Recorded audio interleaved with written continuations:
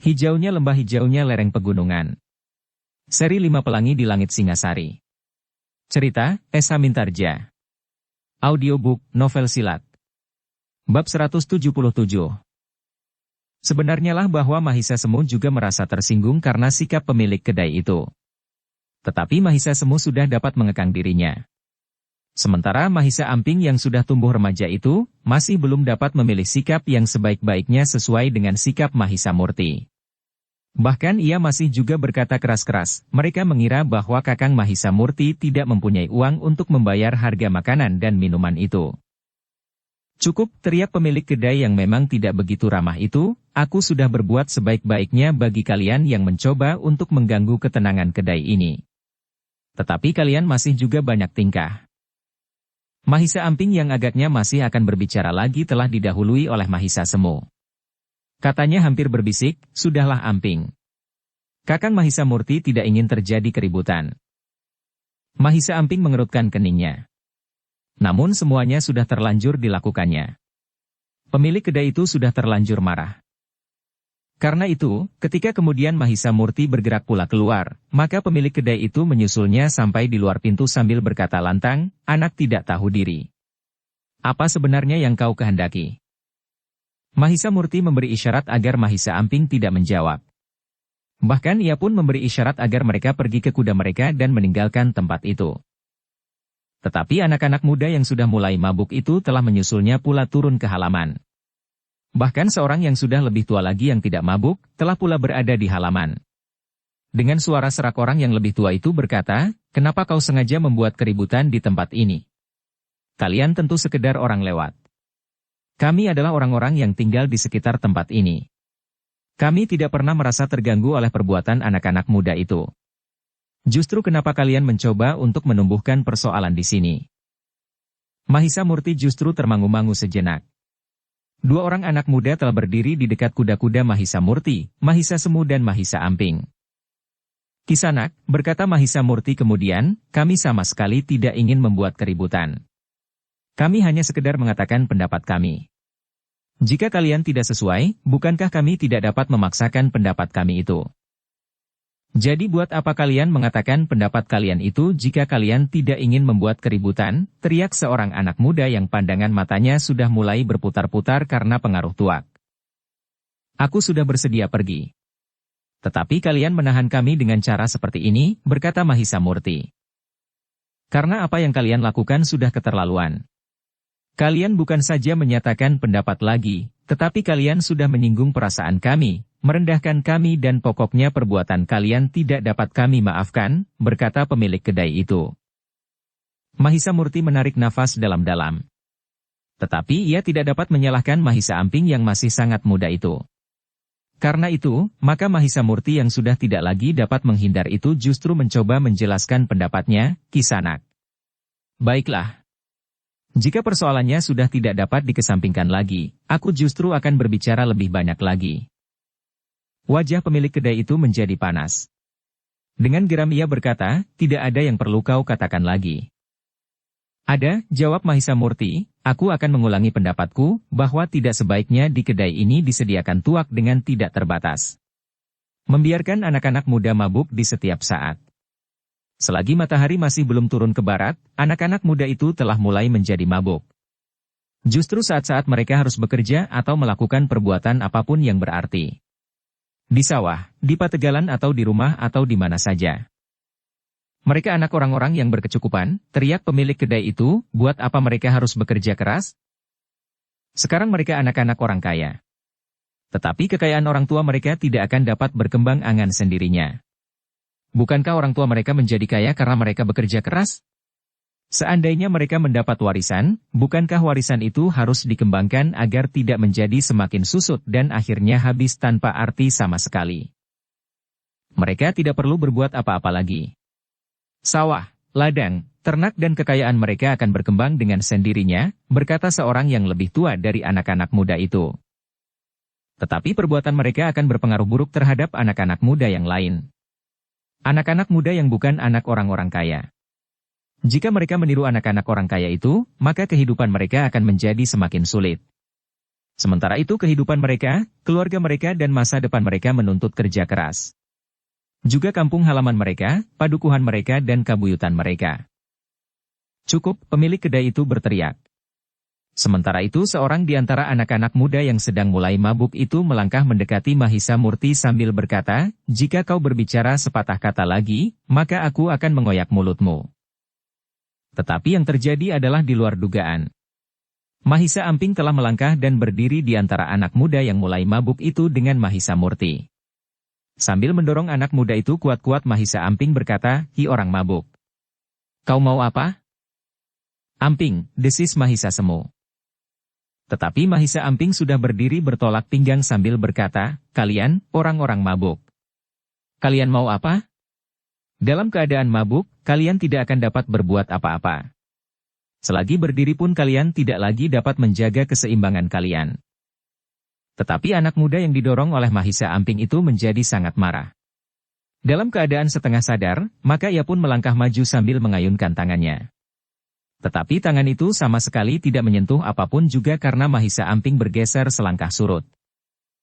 Tetapi ayunan tangannya itu sendiri justru telah menyeretnya sehingga anak muda itu pun menjadi terhuyung-huyung. Apalagi ia dalam keadaan mulai mabuk. Mahisa Amping memang masih belum dapat berpikir jauh. Ia masih mengikuti saja gejolak perasaannya. Karena itu, demikian ia melihat anak muda itu terhuyung-huyung, maka Mahisa Amping justru telah menarik tangannya, sehingga anak muda itu jatuh terjerembab. Namun dengan demikian, maka tidak ada jalan lagi untuk menghindari pertengkaran. Mahisa Amping yang masih sangat muda itu tidak lagi dapat menahan dirinya. Namun Mahisa Amping benar-benar telah bersiap untuk berkelahi meskipun anak-anak muda yang mabuk itu adalah anak-anak muda yang lebih tua dan lebih besar daripadanya. Mahisa Murti hanya dapat menarik nafas dalam-dalam tetapi ia dapat mengerti bahwa Mahisa Amping menjadi sangat marah kepada orang-orang yang telah menyinggung perasaannya itu. Bahkan nampaknya Mahisa Semu pun sulit untuk menahan dirinya meskipun ia berusaha dengan sungguh-sungguh. Karena itu, maka Mahisa Murti pun tidak lagi ingin mengelak. Bukan karena ia ingin berbuat semena-mena. Namun ia merasa bahwa sikapnya adalah benar. Pendapatnya tidak semestinya dianggap sebagai pendapat yang merusak ketenangan kedai itu. Dengan demikian, maka Mahisa Murti itu justru berkata, "Aku peringatkan kalian, agar kalian tidak mempergunakan kekerasan. Aku hanya mengatakan pendapat yang aku yakini benar. Jika kalian menganggap pendapatku itu salah, itu persoalan kalian. Tetapi sekali lagi aku katakan, bahwa usaha yang tidak sepantasnya dilakukan, karena dengan demikian kedai ini sudah ikut mengaburkan masa depan anak-anak muda yang sering menjadi mabuk di kedai ini, justru tanpa menghitung waktu." Orang yang lebih tua dari anak-anak muda yang mulai mabuk itu justru telah berteriak, "Usir orang-orang ini.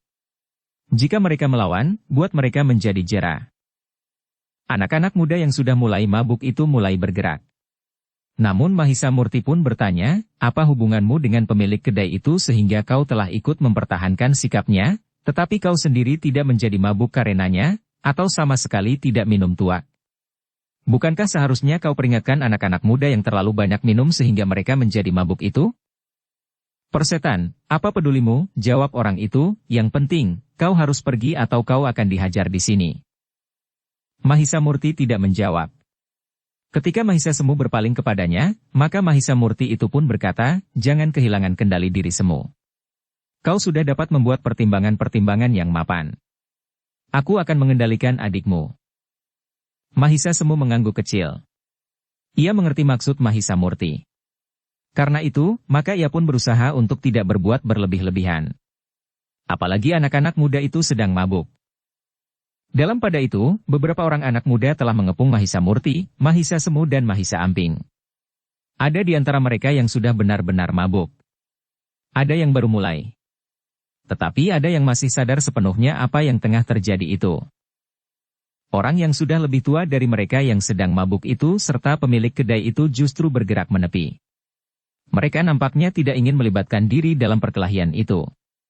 Namun mereka telah memanas-manasi suasana sehingga anak-anak muda yang mulai mabuk itu menjadi marah.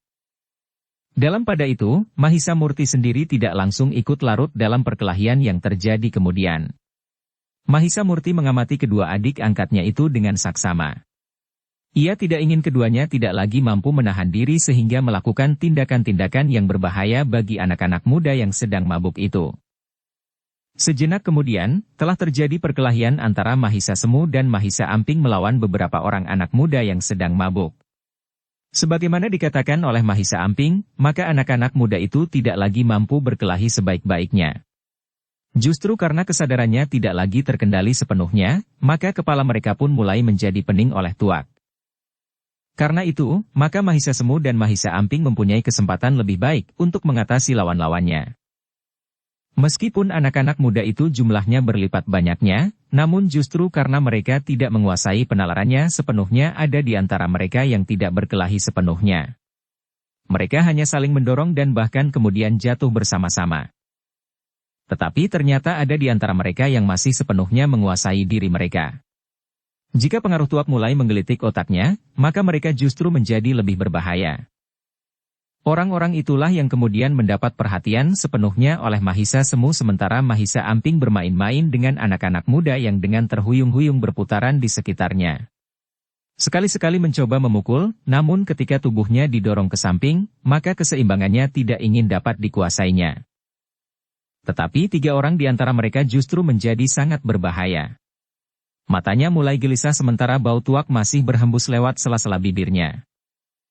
Ketiga orang anak muda itu mulai menyibak kawan-kawannya yang tidak lagi dapat menguasai dirinya sendiri. Mahisa Semu yang melihat mereka memang menjadi berdebar-debar. Ia tidak membiarkan anak-anak muda itu bertindak langsung terhadap Mahisa Amping yang masih saja berloncatan di antara mereka yang sedang mabuk. Sekali-sekali ia mendorong anak-anak muda itu, sehingga mereka berjatuhan. Namun kemudian Mahisa Amping itu segera meloncat surut. Jika ada di antara lawan-lawannya itu menyerangnya, maka dengan mudah ia dapat menghindar dan membalas menyerang. Tetapi agaknya tidak demikian dengan ketiga orang anak muda yang masih mampu menguasai penalarannya sepenuhnya meskipun otaknya sudah dipengaruhi oleh tuak itu. Justru karena itu, maka ketiganya menjadi sangat garang, sementara tenaganya masih tetap utuh dan bahkan seakan-akan menjadi bertambah-tambah. Ketika kawan-kawannya menyibak, maka Mahisa Semulah yang dengan cepat menghadapi mereka sambil berkata, "Apa yang akan kalian lakukan Kisanak?" "Mengoyak mulutmu," geram salah seorang dari antara mereka. Mahisa Semu menarik nafas dalam-dalam. Katanya, "Sebenarnya kami tidak bermaksud menimbulkan keributan." Tetapi seorang yang bertubuh kekar segera memotong, "Omong kosong. Kalian sudah mengacaukan ketenangan kami dengan tingkah laku kalian. Seandainya kalian dengan sukarela pergi meninggalkan kedai ini, kita tidak mempunyai persoalan lagi." "Kami sudah bersiap-siap untuk pergi," jawab Mahisa Semu. "Tetapi mulut anak itu telah membuat kami sakit hati," jawab anak muda yang lain. Mahisa Semu tidak menjawab lagi. Namun ia harus bersiap sebaik-baiknya. Ketiga orang anak muda itu mulai bergerak menyerangnya. Namun Mahisa Semu yang sudah terlatih, bahkan sudah mulai bersiap-siap untuk sampai ke puncak kemampuan ilmu Bajrageni, telah bersiap pula menghadapi mereka. Demikian, maka sejenak kemudian, Mahisa Semu itu telah berkelahi pula menghadapi ketiga orang anak muda itu. Dengan kemampuannya yang semakin matang, maka Mahisa Semu berloncatan menyerang ketiga lawannya berganti-ganti. Namun ketiga orang yang sudah dipengaruhi oleh tuak itu pun berkelahi dengan garangnya. Mereka menyerang bersama-sama dari 3 arah yang berbeda. Namun ternyata mereka berhadapan dengan anak muda yang memiliki kemampuan yang semakin matang. Karena itu, maka tiba-tiba saja salah seorang dari mereka telah terlempar dan jatuh berguling di tanah. Ketika anak muda itu berusaha untuk bangkit dan bersiap dan berkelahi lagi, maka seorang kawannya yang lainlah yang berteriak kesakitan dan terbanting jatuh. Tetapi anak-anak muda itu masih juga tidak menjadi jera.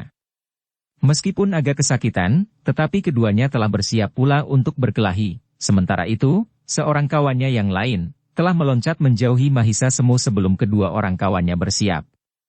Baru kemudian mereka bertiga berloncatan mendekat lagi dari arah yang berbeda.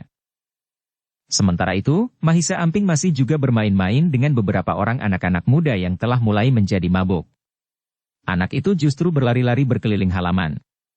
Namun kemudian tiba-tiba saja ia menyerang salah seorang dari mereka yang sedang terhuyung-huyung mengejarnya sehingga orang itu terjatuh justru menimpa kawan-kawannya. Dengan demikian, yang dilakukan oleh Mahisa Amping tidak lebih dari sekedar bermain-main. Sementara itu anak-anak muda yang mengejarnya pun sudah menjadi jemu pula. Kepala mereka terasa pening sehingga ada di antara mereka yang justru menjadi mual dan merasa akan muntah-muntah. Tetapi 3 orang yang menjadi semakin garang itu masih berkelahi melawan Mahisa Semu. Mereka berkelahi dengan sungguh-sungguh. Bahkan mereka menjadi semakin garang oleh pengaruh tuak, namun yang belum terasa sangat mengganggu kesadaran mereka.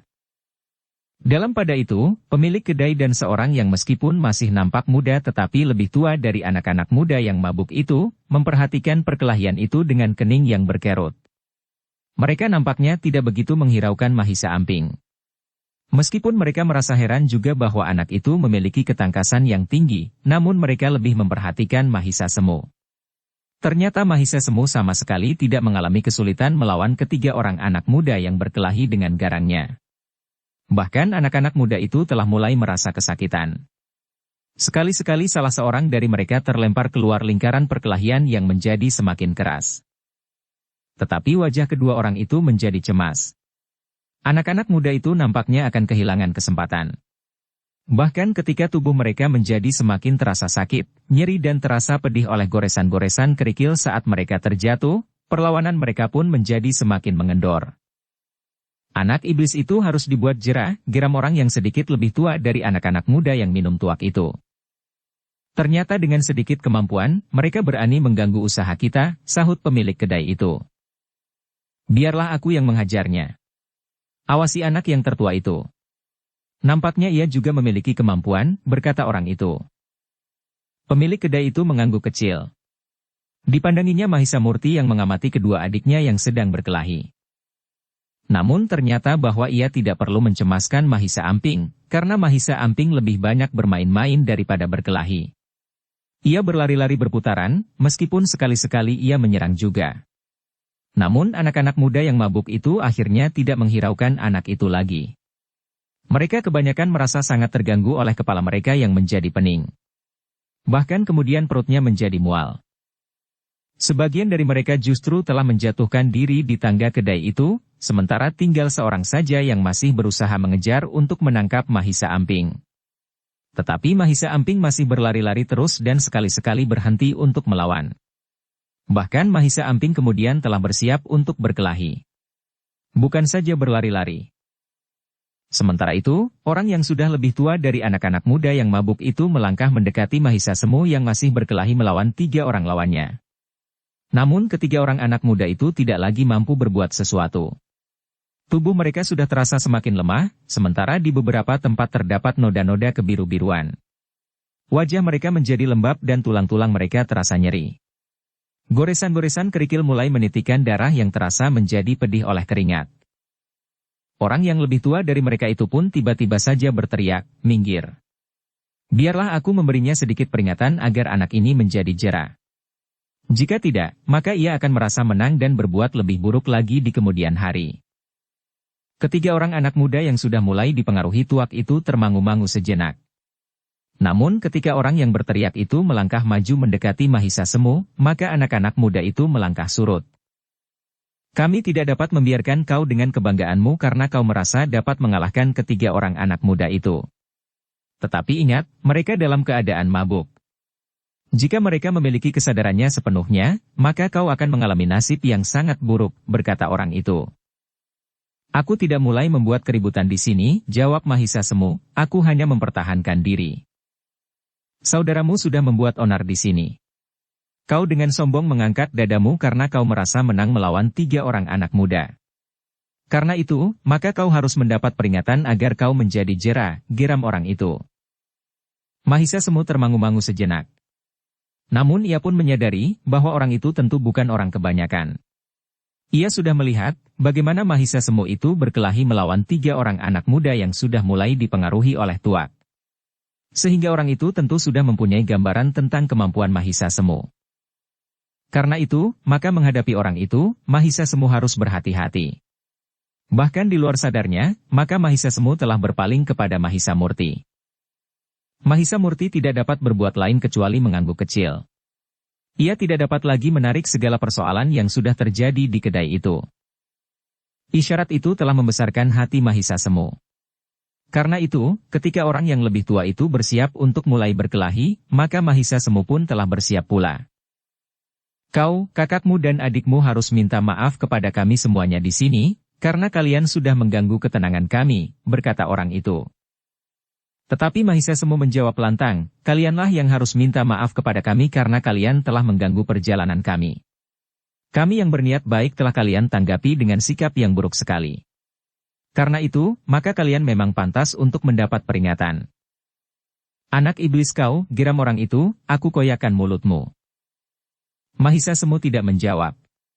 Tetapi ia sudah bersiap sepenuhnya untuk menghadapi orang itu.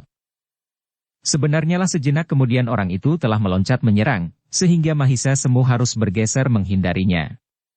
Tetapi agaknya orang itu sudah benar-benar menjadi marah. Dengan garangnya orang itu memburu dan menyerang beruntun sehingga Mahisa Semu harus berloncatan mundur untuk mengambil jarak. Meskipun demikian, jantung Mahisa Semu sama sekali tidak tergetar karenanya. Dengan cermat ia mengamati tatanan gerak lawannya. Namun kemudian, anak muda itu telah bangkit untuk melakukan serangan-serangan pula. Yang terjadi kemudian bukan sekedar perkelahian antara orang-orang mabuk. Tetapi dua orang yang dengan penuh kesadaran mempergunakan kemampuannya untuk mengalahkan lawannya. Dengan demikian maka perkelahian itu semakin lama menjadi semakin keras.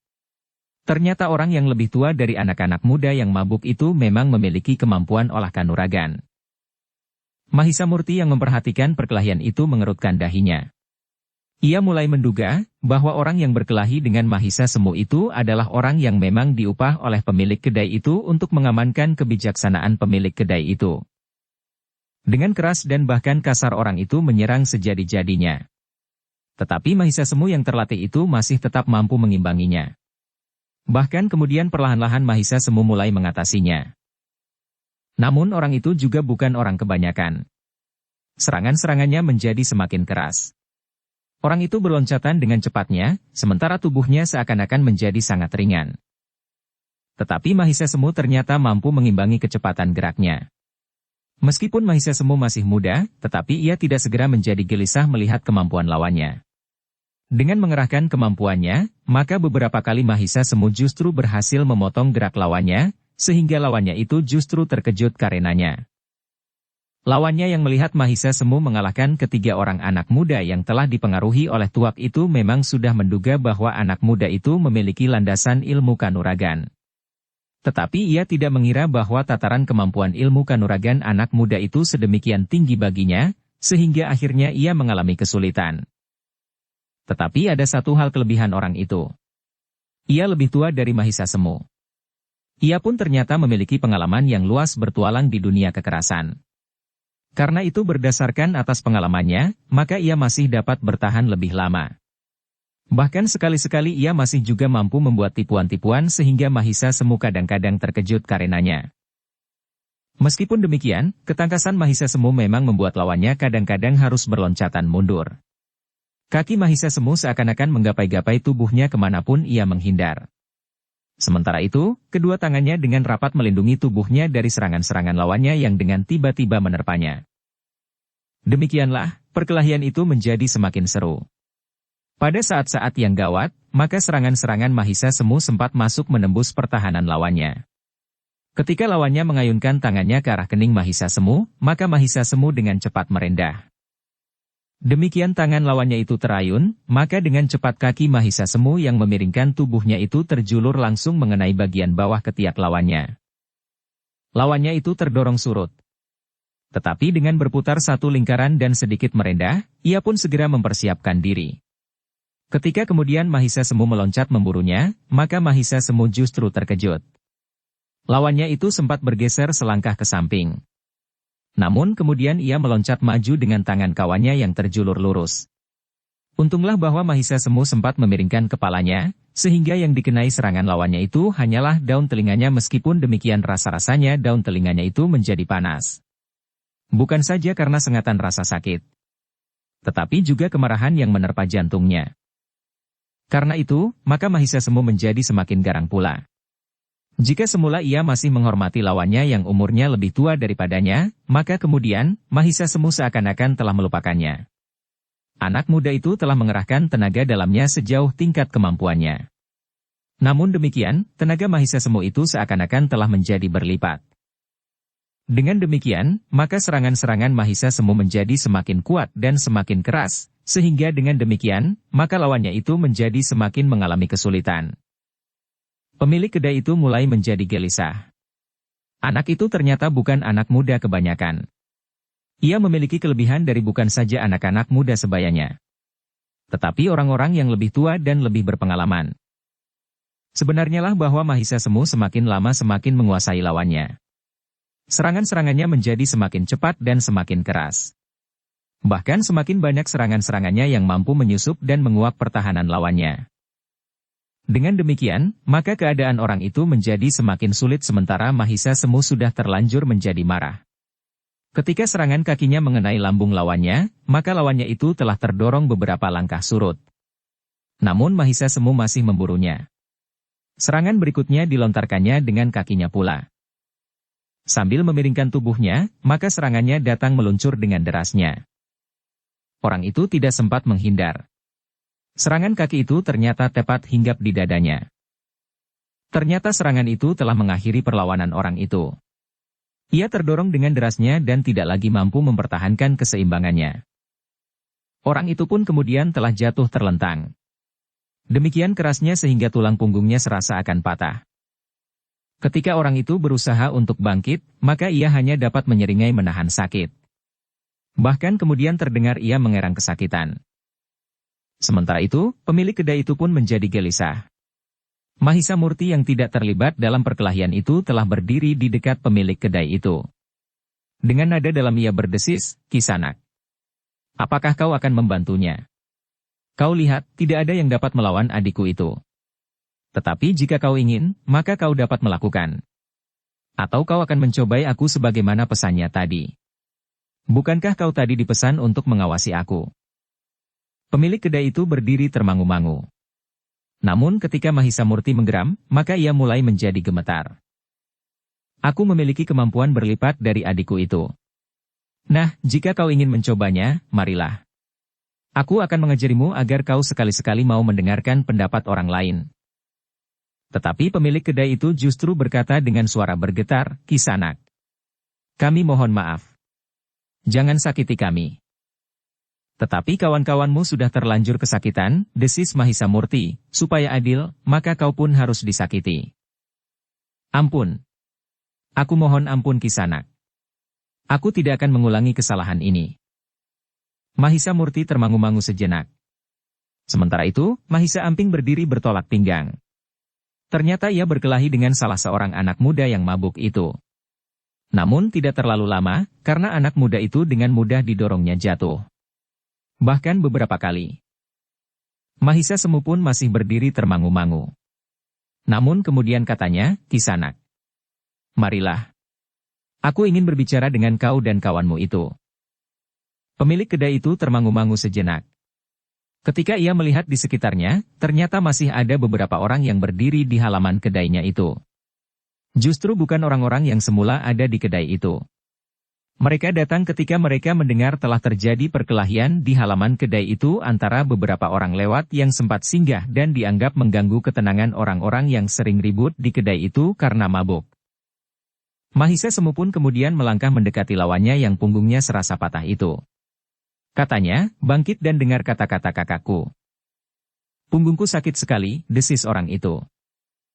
"Kau mau bangkit atau aku patahkan kakimu?" geram Mahisa Semu sambil menangkap pergelangan kaki orang itu. "Jangan. Jangan," minta orang itu. "Jika demikian, cepat bangkit, sebelum aku kehabisan kesabaran," bentak Mahisa Semu. Dengan susah payah sambil menyeringai kesakitan orang itu mencoba untuk bangkit. Betapapun sakitnya, namun ia tidak ingin kakinya dipilin oleh anak muda itu sehingga patah. Sementara itu Mahisa Amping sambil bertolak pinggang membentak anak muda yang mabuk itu, "Bangun. Dengar kakakku berbicara. Kau dan kawan-kawanmu harus merangkak mendekat dan mendengarkan kata-katanya." Tetapi Mahisa Murtilah yang kemudian memanggilnya. Demikian Mahisa Amping mendekat, Mahisa Murti pun berkata, "Mereka sedang mabuk. Sulit untuk mengerti kata-katamu." Mahisa Amping termangu-mangu sejenak. Namun kemudian dua orang di antara anak-anak muda yang mabuk itu telah muntah-muntah di halaman itu. Mahisa Amping memalingkan wajahnya sambil berdesis, mereka harus dihukum. Bukan kita yang akan menghukumnya, jawab Mahisa Murti. Siapa? Bertanya Mahisa Amping. Kita akan berbicara dengan pemilik kedai itu, desis Mahisa Murti. Mahisa Amping justru termangu-mangu. Namun ia tidak menjawab lagi.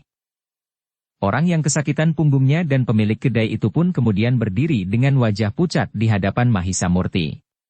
Sementara beberapa orang datang dari rumah-rumah yang tidak terlalu jauh dari kedai itu, serta beberapa orang yang masih berada di pasar di sebelah. Sebelum Mahisa Murti bertanya kepada kedua orang itu, Mahisa Murti justru bertanya kepada orang-orang yang berkerumun, "Nah, apakah kata kalian tentang kedai ini?" Seorang yang rambutnya sudah mulai ubanan melangkah maju mendekat sambil berkata, "Apakah maksud Angger sebenarnya? Apakah yang Angger maksud tentang anak-anak muda yang sering bermabuk-mabukan di kedai ini?" "Ya," jawab Mahisa Murti, "apakah tidak ada akibat bagi para penghuni rumah di sekitar tempat ini atau mereka yang masih berada di pasar itu?" Orang yang berambut ubanan itu menarik nafas dalam-dalam. Katanya, "Sebenarnya lah bahwa sudah agak lama kami ingin berbicara tentang hal itu. Tetapi pemilik kedai ini agaknya tidak senang mendengarkan pendapat kami." "Tidak," sahut pemilik kedai itu dengan serta-merta. "Bukan maksudku. Tetapi selama ini memang tidak ada orang yang memberi aku petunjuk." "Kau jangan mengada-ada," bentak Mahisa Murti, "ketika aku menyatakan pendapatku, kau langsung menjadi marah.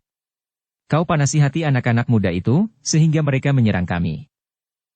"Tetapi, bukan maksudku menolak pendapat Mungger," jawab pemilik kedai itu. "Ingat, aku dapat berbuat apa saja terhadapmu. Aku dapat memukulmu sampai kepalamu menjadi retak. Kau lihat, bahwa orang-orang yang datang sekarang tidak semuanya akan membantumu." Tetapi aku mau mendengarnya, orang itu mulai menjadi gagap. Ketika Mahisa Murti memandanginya dengan wajah yang bersungguh-sungguh, orang itu berkata dengan suara yang menjadi gemetar lagi. Ya, aku akan mendengarnya." Sementara itu Mahisa Murti bertanya kepada orang yang rambutnya mulai beruban itu, "Bagaimana pendapat kalian?" "Anak-anak muda yang mabuk itu kadang-kadang memang mengganggu," jawab orang itu, "bahkan tidak mengenal waktu." Mahisa Murti mengangguk-angguk kecil. Sementara seorang perempuan berkata, "Anakku mulai minum tuak juga." Mahisa Murti memandangi pemilik kedai itu dengan tajamnya. Sementara itu pemilik kedai itu menjadi semakin cemas. Orang-orang yang biasanya berdiam diri dan tidak berani menyatakan sikapnya itu, telah mulai mengungkapkan perasaan mereka. Seorang demi seorang akan terpancing untuk menyatakan pendapatnya. Sebenarnya bahwa orang-orang yang tinggal di sekitar kedai itu serta orang-orang yang terbiasa berada di pasar, ternyata sependapat bahwa kedai yang menyediakan tuak itu kurang bijaksana. Apalagi pendapat beberapa orang perempuan yang anaknya sudah mulai dipengaruhi oleh tuak. Mahisa Murti pun mengangguk-angguk sambil berkata kepada pemilik kedai itu, "Nah, kau dengar pendapat mereka.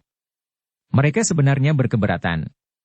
Tetapi aku tidak tahu kenapa mereka selama ini hanya berdiam diri saja. Mungkin karena kau memiliki seorang upahan yang berilmu sebagaimana orang yang ternyata tidak dapat mengalahkan adikku itu." Tetapi orang itu tiba-tiba saja menyahut meskipun masih harus menyeringai menahan sakit, "Aku bukan orang upahan." "Oh," Mahisa Murti berpaling kepadanya, "jadi kenapa kau pertaruhkan dirimu untuk membelanya? Jika kau menerima upah untuk pekerjaan itu, maka namanya kau orang upahan, karena upah itulah yang menentukan, apakah kau akan melakukan pekerjaan itu atau bukan." "Tetapi aku bukan orang upahan," jawab orang itu. "Jadi kenapa?" desak Mahisa Murti. Orang itu justru menjadi ragu-ragu. Tetapi pemilik kedai itulah yang kemudian menjawab, "Orang itulah yang memberikan tuak kepadaku. Semakin banyak anak-anak yang minum, maka semakin banyak pula tuaknya laku." Mahisa Murti berdesah perlahan. Katanya, "Jika demikian, maka kalian berdualah yang bertanggung jawab jika semakin banyak anak-anak muda yang menjadi terbiasa minum tuak. Mereka akan menjadi ketagihan. Bahkan semakin lama mereka minum semakin banyak. Tuak kalian memang menjadi semakin laris. Tetapi apakah kalian berpikir tentang akibatnya yang dapat terjadi atas anak-anak muda itu? Lihat, apa yang telah mereka kerjakan sejak pagi sampai sesiang ini? Duduk-duduk, minum tuak, mabuk kemudian muntah-muntah dan tidur atau mengganggu orang lain. Sementara itu anak-anak muda yang lain sedang sibuk bekerja keras untuk membentuk masa depan mereka. Pemilik kedai dan orang yang kesakitan di punggungnya itu tidak menjawab. Namun Mahisa Murti pun berkata terus, "Nah, sekarang terserah orang-orang yang tinggal di sekitar kedai ini. Kalian harus mendengarkan pendapat mereka. Aku sendiri memang sering lewat jalan ini. Aku sudah melihat orang keluar masuk kedai ini, termasuk anak-anak muda. Tetapi baru sekarang kami sempat singgah di sini dan menyaksikan apa yang ada di dalam kedai ini." Pemilik kedai dan orang yang kesakitan punggungnya itu hanya menundukkan kepala mereka saja. Tetapi mereka sama sekali tidak menjawab. Dalam pada itu, Mahisa Murti masih berkata kepada orang-orang yang mengerumuninya, "Kisanak. Selanjutnya terserah kepada kalian. Jika kalian memang menentang, maka sebaiknya kalian berbicara berterus terang kepada pemilik kedai. Sementara itu, kalian jangan tergesa-gesa membebankan semua kesalahan kepada anak-anak muda itu. Mereka harus mendapat bimbingan dan petunjuk bahwa apa yang mereka lakukan bukan jalan terbaik bagi kehidupan mereka kelak." Seorang yang berambut ubanan itu berkata, "Kami memang memerlukan satu saat yang mengejutkan seperti ini. Dengan demikian, maka anak-anak itu akan melihat kenyataan yang mereka hadapi. Mereka semua sama sekali tidak menghargai apa yang telah ditentukan oleh banyak orang serta pemisahan anggapan atas yang baik dan yang buruk." Pemilik kedai dan orang yang punggungnya bagai patah itu semakin menunduk. Kemudian seorang pun berkata lantang, "Kita akan menutup kedai itu, nanti kalian pergi, maka kami masih berteka-teki, apakah akan ada perubahan yang terjadi di kedai ini. Bahkan mungkin kami, yang tentu akan dapat dikenali oleh pemilik kedai dan pembuat tuak itu, akan diancam oleh bahaya yang tidak akan dapat kami elakkan." "Jangan takut," berkata Mahisa Murti, "hal itu tidak akan terjadi. Setelah aku mengetahui keadaan ini, maka tempat ini akan selalu diawasi oleh para prajurit Singasari." "Prajurit Singasari? Bukankah Singasari masih jauh?" bertanya orang bertubuh kecil itu. "Ya, Singasari memang masih jauh. Tetapi prajurit itu akan datang dan menghubungi bebahu kabuyutan yang membawahi tempat ini. Para prajurit itu akan dapat membicarakan persoalan kedai ini dengan Ki Buyut dan para bebahunya, sehingga pengawasan sehari-hari kedai ini ada di tangan mereka." "Bagus," berkata orang bertubuh kecil itu. Agaknya ia memiliki keberanian untuk berbicara lebih terbuka dari kawan-kawannya meskipun tubuhnya kecil. Kemudian ia pun berkata pula, sebaiknya para prajurit itu memang berbicara dengan Ki Buyut. Jika mereka hanya berbicara dengan Ki Bekel, maka tidak akan ada artinya lagi. "Kenapa?" bertanya Mahisa Murti. "Kita di sini semuanya tahu apa yang dilakukan oleh Ki Bekel. Tetapi tidak seorang pun di antara kami yang berani berbicara. Kami pun tidak tahu dengan siapa kami harus berbicara." "Apa?" bertanya Mahisa Murti. Pemilik kedai dan pembuat tuak itu memiliki ilmu dan kemampuan. Sedangkan Ki Bekel mempunyai kekuasaan yang juga bersandar pada kekuatan beberapa orang bebahunya. Sementara itu tuak menghasilkan uang. Nah, tetapi seorang yang lain berteriak, "Bakar saja gubuk yang telah menyesatkan itu. Dua adikku mulutnya telah mulai berbau tuak. Kelakuannya sudah tidak dapat dikendalikan lagi. Mereka juga sering berada di kedai ini." Sementara itu, maka Mahisa Murti pun berkata, "Baiklah. Kami serahkan pemilik kedai itu kepada kalian, apapun yang akan kalian lakukan. Namun satu hal yang perlu aku pesankan, kalian harus memperlakukan mereka sebagaimana kalian memperlakukan sesama, karena mereka juga mempunyai perasaan serta nalar budi." "Kami akan menghukum mereka," teriaki seseorang. "Itu tidak perlu," jawab Mahisa Murti, "tetapi kalian harus yakin bahwa di kedai ini tidak akan dijual tuak." Pemilik kedai itu termangu-mangu. Namun kemudian Mahisa Murti berkata sekali lagi, "Aku akan sering lewat jalan ini. Karena itu, maka kalian harus melakukan apa yang seharusnya kalian lakukan menurut pertimbangan nalar budi kalian. Meskipun sekali lagi aku peringatkan, mereka harus diperlakukan sebagaimana kita memperlakukan diri sendiri." Demikianlah, maka Mahisa Murti pun kemudian berkata, "Aku mengerti. Sekarang akan melanjutkan perjalanan. Jika terjadi sesuatu, maka aku akan cepat mengerti." Orang-orang yang berkerumun itu pun mengangguk-angguk. Ketika seorang yang bertubuh kecil menyeruak kawan-kawannya dan kemudian berdiri di paling depan, Mahisa Murti pun bertanya, "Ada yang akan kau katakan?" "Ya," jawab orang itu, "selama ini di antara kami memang tidak ada yang berani berbuat sesuatu. Pemilik kedai dan orang yang membuat tuak itu adalah orang-orang yang ditakuti. Mereka dapat berbuat apa saja terhadap kami. Jika uang itulah pusar dari persoalan yang sebenarnya kami hadapi di sini, sehingga Ki Bekel pun tidak berniat untuk menghentikan penjualan tuak di kedai ini." Mahisa Murti mengangguk-angguk. Katanya, "Aku mengerti sekarang apa yang terjadi di sini. Baiklah. Aku berjanji bahwa petugas dari Singasari akan menghubungi Ki Buyut." Orang bertubuh kecil itu mengangguk-angguk. Namun di wajah beberapa orang Mahisa Murti masih melihat keraguan-raguan.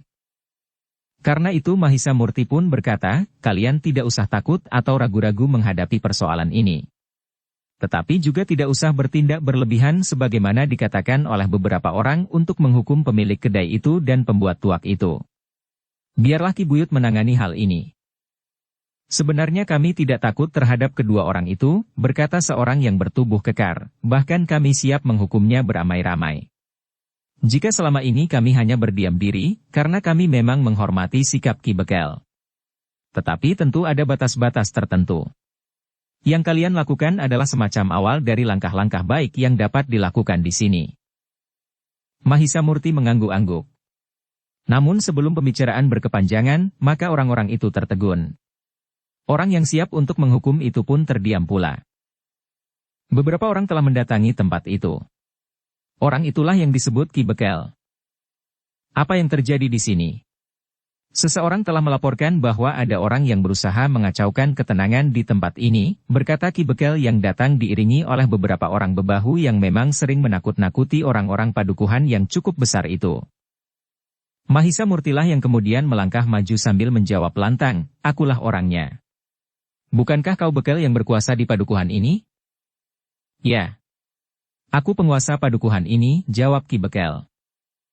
"Bagus," berkata Mahisa Murti, "aku pesan kepadamu, awasi kedai ini. Di kedai ini tidak boleh lagi dijual tuak yang dapat meracuni anak-anak muda. Bahkan mereka dalam keadaan mabuk telah mengganggu ketenangan padukuhan ini." "Siapa kau?" bertanya Ki Bekel. "Siapapun aku, itu tidak penting. Tetapi dengar keteranganku. Orang-orang yang berkerumun ini sependapat bahwa tidak sepantasnya di kedai ini dijual tuak, karena anak-anak mereka mulai dijalari penyakit minuman itu. Tetapi selama ini kau tidak berbuat apa-apa untuk mencegahnya." "Setan kau," geram Ki Bekel, "kau berbicara dengan aku, Ki Bekel yang berkuasa di padukuhan ini. Aku tidak peduli." Orang-orang di sekitar kedai ini sudah mulai bangkit. Mereka tidak lagi dibayangi oleh ketakutan. Bahkan mereka sudah siap untuk bertindak, menghukum pemilik kedai dan penjual tuak itu. Tetapi itu bukan wewenang mereka. Tetapi wewenangmu. Kau jangan mengigau seperti itu. Ingat, di sini aku mempunyai wewenang sepenuhnya. Aku dapat bertindak atasmu, berkata Ki Bekel. Tetapi Mahisa Murti seakan-akan tidak mendengarnya. Bahkan ia berkata, akan datang petugas dari Singasari untuk menata pergaulan hidup di padukuhan ini. Tetapi Ki Bekel yang marah itu menjawab lantang, omong kosong. Aku tidak percaya kepada kata-katamu itu. Aku tidak akan memaksamu untuk percaya. Tetapi pada saatnya petugas dari Singasari itu akan datang bersama sekelompok prajurit. Jika kau keras kepala, maka kau akan ditangkap. Aku tidak menunggu prajurit dari Singasari. Akulah yang akan menangkapmu sekarang, teriak Ki Bekel. Pemilik kedai dan orang yang ternyata pembuat tuak yang sudah menjadi ketakutan, tiba-tiba telah menengadahkan kepalanya lagi. Sebaliknya orang yang telah berteriak untuk menghukum pemilik kedai dan pembuat tuak itu menjadi ragu-ragu. Bagaimanapun juga, Ki Bekel adalah seorang yang berilmu. Ki Bekel pun kemudian telah memberi isyarat kepada para bebahu untuk melaksanakan perintahnya. Bahkan katanya kemudian, jika mereka melawan, buat mereka menjadi jera. Kau tidak akan dapat bertindak apa-apa Ki Bekel. Orang-orangmu akan bangkit menentangmu, sahut Mahisa Murti. Tetapi Ki Bekel berteriak, siapa yang berani menentang aku, penguasa di padukuhan ini? Siapa? Ternyata sikap dan suara Ki Bekel benar-benar berpengaruh. Orang-orang yang semula telah nampak bangkit dan mendapatkan keberanian untuk menentukan sikapnya, tiba-tiba sudah berubah. Mereka justru terdiam dan berdiri seperti patung. "Hi, kenapa kalian diam saja?" bertanya Mahisa Murti, "tunjukkan bahwa kalian sekarang sudah bersikap." Tetapi Ki Bekel berteriak, "Siapa yang ingin mati lebih dahulu?" Tidak seorang pun yang berani bergerak. Bahkan ujung jari kakinya sekalipun. Ki Bekel pun tertawa berkepanjangan. Katanya kepada pemilik kedai itu, "Nah, bukankah ketenangan kedaimu tidak akan diganggu oleh orang-orang itu?" "Ya Ki Bekel," jawab pemilik kedai itu. "Nah, sekarang, apa yang akan kau lakukan atas orang itu?" bertanya Ki Bekel. "Orang itu harus menjadi jera," jawab pemilik kedai itu. "Lakukan. Aku akan menungguimu. Jika orang itu mencoba untuk melawan, maka serahkan orang itu kepadaku," berkata Ki Bekel kepada pemilik kedai itu. "Serahkan kepadaku," geram pembuat tuak itu, "punggungku rasa-rasanya sudah dipatahkan oleh anak muda itu. Aku akan membalas, tetapi terhadap orang yang bertanggung jawab ini." Wajah-wajah pun menjadi tegang. Orang yang punggungnya bagaikan patah itu, sempat menyuruh seseorang, "Ambil cemeti kuda itu." Orang yang diperintahkan untuk mengambil cemeti kuda itu termangu-mangu. Ia tidak melihat cemeti yang dimaksudkan. Namun pembuat tuak itu berteriak, "Ambil itu, di sudut kedai." Barulah orang itu mengerti. Yang dimaksud cemeti kuda adalah sepotong bambu yang disandarkan di sudut kedai itu. Dengan tanpa membantah lagi, maka orang itu pun telah melangkah ke sudut kedai itu untuk mengambil sepotong bambu yang panjangnya hampir sepanjang tubuhnya sendiri. Dalam pada itu Mahisa Murti pun menjadi tegang. Ia menjadi bimbang, apakah sebaiknya dilakukan terhadap Ki Bekel dan beberapa orang bebahu itu. Mahisa Murti sama sekali tidak menjadi ketakutan untuk melawan mereka, tetapi apakah ia harus menundukkan mereka dengan kekerasan? Yang dipikirkan oleh Mahisa Murti justru orang-orang yang semula telah menyatakan tekadnya, namun di hadapan Ki Bekel mereka tidak berani berbuat sesuatu. "Jangan-jangan Ki Bekel akan menumpahkan dendamnya kepada mereka," berkata Mahisa Murti di dalam hatinya. Namun tiba-tiba Mahisa Murti mengerutkan dahinya. Agaknya lebih baik baginya apabila ia menakut-nakuti bukan saja pemilik kedai dan pembuat tuak itu, tetapi juga Ki Bekel dan para bebahu, sehingga mereka tidak akan berbuat sesuatu yang dapat membuat orang-orang yang sudah terlanjur menyatakan sikapnya itu mengalami kesulitan di kemudian hari. Karena itu, maka tiba-tiba saja Mahisa Murti pun berteriak kepada orang yang mengambil sepotong bambu itu, "Hi, kau yang akan mengambil cemeti kuda. Berhenti di tempatmu." Orang itu terkejut. Ia memang berhenti beberapa langkah dari sudut kedai itu. "Jangan mengambil bambu itu," berkata Mahisa Murti kemudian dengan nada tinggi. Orang itu termangu-mangu sejenak. Namun kemudian orang yang membuat tuak itu berteriak pula, "Cepat. Jangan dengarkan kata-katanya. Ia adalah orang yang akan menerima hukuman." Tetapi Mahisa Murti langsung menanggapi, "Jika kau maju lagi, maka kau akan mengalami kesulitan." Omong kosong, ternyata Ki Bekel juga menjadi semakin marah, "Ambil sepotong bambu itu." "Ki Bekel," berkata Mahisa Murti, "hentikan tingkahmu yang buruk itu. Atau aku harus berbuat sesuatu untuk meyakinkanmu? Jangan membual lagi. Kau akan menjalani hukuman di sini, di hadapanku, orang yang berkuasa di padukuhan ini," jawab Ki Bekel sambil menengadahkan wajahnya. Mahisa Murti termangu-mangu sejenak. Namun ia tidak mempunyai pilihan lain. Sementara itu sikap Ki Bekel, para bebahu dan pemilik kedai serta orang yang membuat tuak itu bagi Mahisa Murti sudah keterlaluan. Ki Bekel tahu bahwa banyak orang yang tidak sejalan dengan kebijaksanaannya tentang kedai dan tuak itu. Namun Ki Bekel sama sekali tidak menghiraukannya. Hatinya sama sekali tidak tergerak melihat anak-anak muda yang menjadi mabuk, muntah-muntah kemudian tidur di mana saja tubuhnya terbaring. Ki Bekel sama sekali tidak mau memikirkan masa depan anak-anak muda itu. Karena itu, maka bulat niat Mahisa Murti untuk membuat hati Ki Bekel itu tergetar. Karena itu, ketika orang yang akan mengambil sepotong bambu itu melangkah maju lagi, Mahisa Murti berkata, "Cukup. Kau sudah berdiri terlalu dekat. Mundurlah. Jika aku menghitung sampai 3 kau tidak mundur, maka kau akan mengalami bencana." Orang itu kembali menjadi ragu-ragu. Namun Ki Bekel berteriak pula, "Cepat lakukan. Orang ini harus dipukuli sampai jera." Pedangnya tidak akan kuasa mencegah keputusan itu, karena jika ia menarik pedangnya, maka artinya ia membunuh diri. Tetapi ketika orang itu akan bergerak lagi, Mahisa Murti mulai menghitung, 1, 2. Ternyata orang itu terpengaruh oleh hitungan yang diucapkan Mahisa Murti. Karena itu, maka ketika Mahisa Murti mulai menghitung, tanpa mengetahui apa yang akan terjadi, maka orang itu melangkah mundur. Bahkan dengan tergesa-gesa. Sementara itu Mahisa Murti memang sudah kehabisan kesabaran menghadapi Ki Bekel. Sikapnya yang menjengkelkan serta jalan pikirannya yang pendek menjadi sangat memuakkan bagi Mahisa Murti. Demikianlah ketika Mahisa Murti mengucapkan hitungan yang ketiga, maka Mahisa Murti pun telah menghentakkan tangannya ke arah sudut kedai tempat sepotong bambu itu bersandar. Tidak dengan mengerahkan segenap tenaga dan kekuatan yang ada di dalam dirinya. Yang dilontarkannya adalah kekuatan pada permukaannya saja. Namun akibatnya sudah cukup menggemparkan. Bukan saja sepotong bambu itu yang hancur menjadi debu, tetapi tiang di sudut kedai itu pun telah hancur pula, sehingga atap di sudut kedai itu telah runtuh. Terdengar derak kayu-kayu yang patah, kemudian tulang-tulang atap itu jatuh berserakan. Orang yang sudah bergerak mundur itu ternyata masih juga tersentuh hentakan kekuatan ilmu Mahisa Murti. Orang itu telah terdorong beberapa langkah dan jatuh berguling di tanah. Untunglah bahwa ia sudah mengambil jarak, sehingga akibatnya tidak membahayakannya.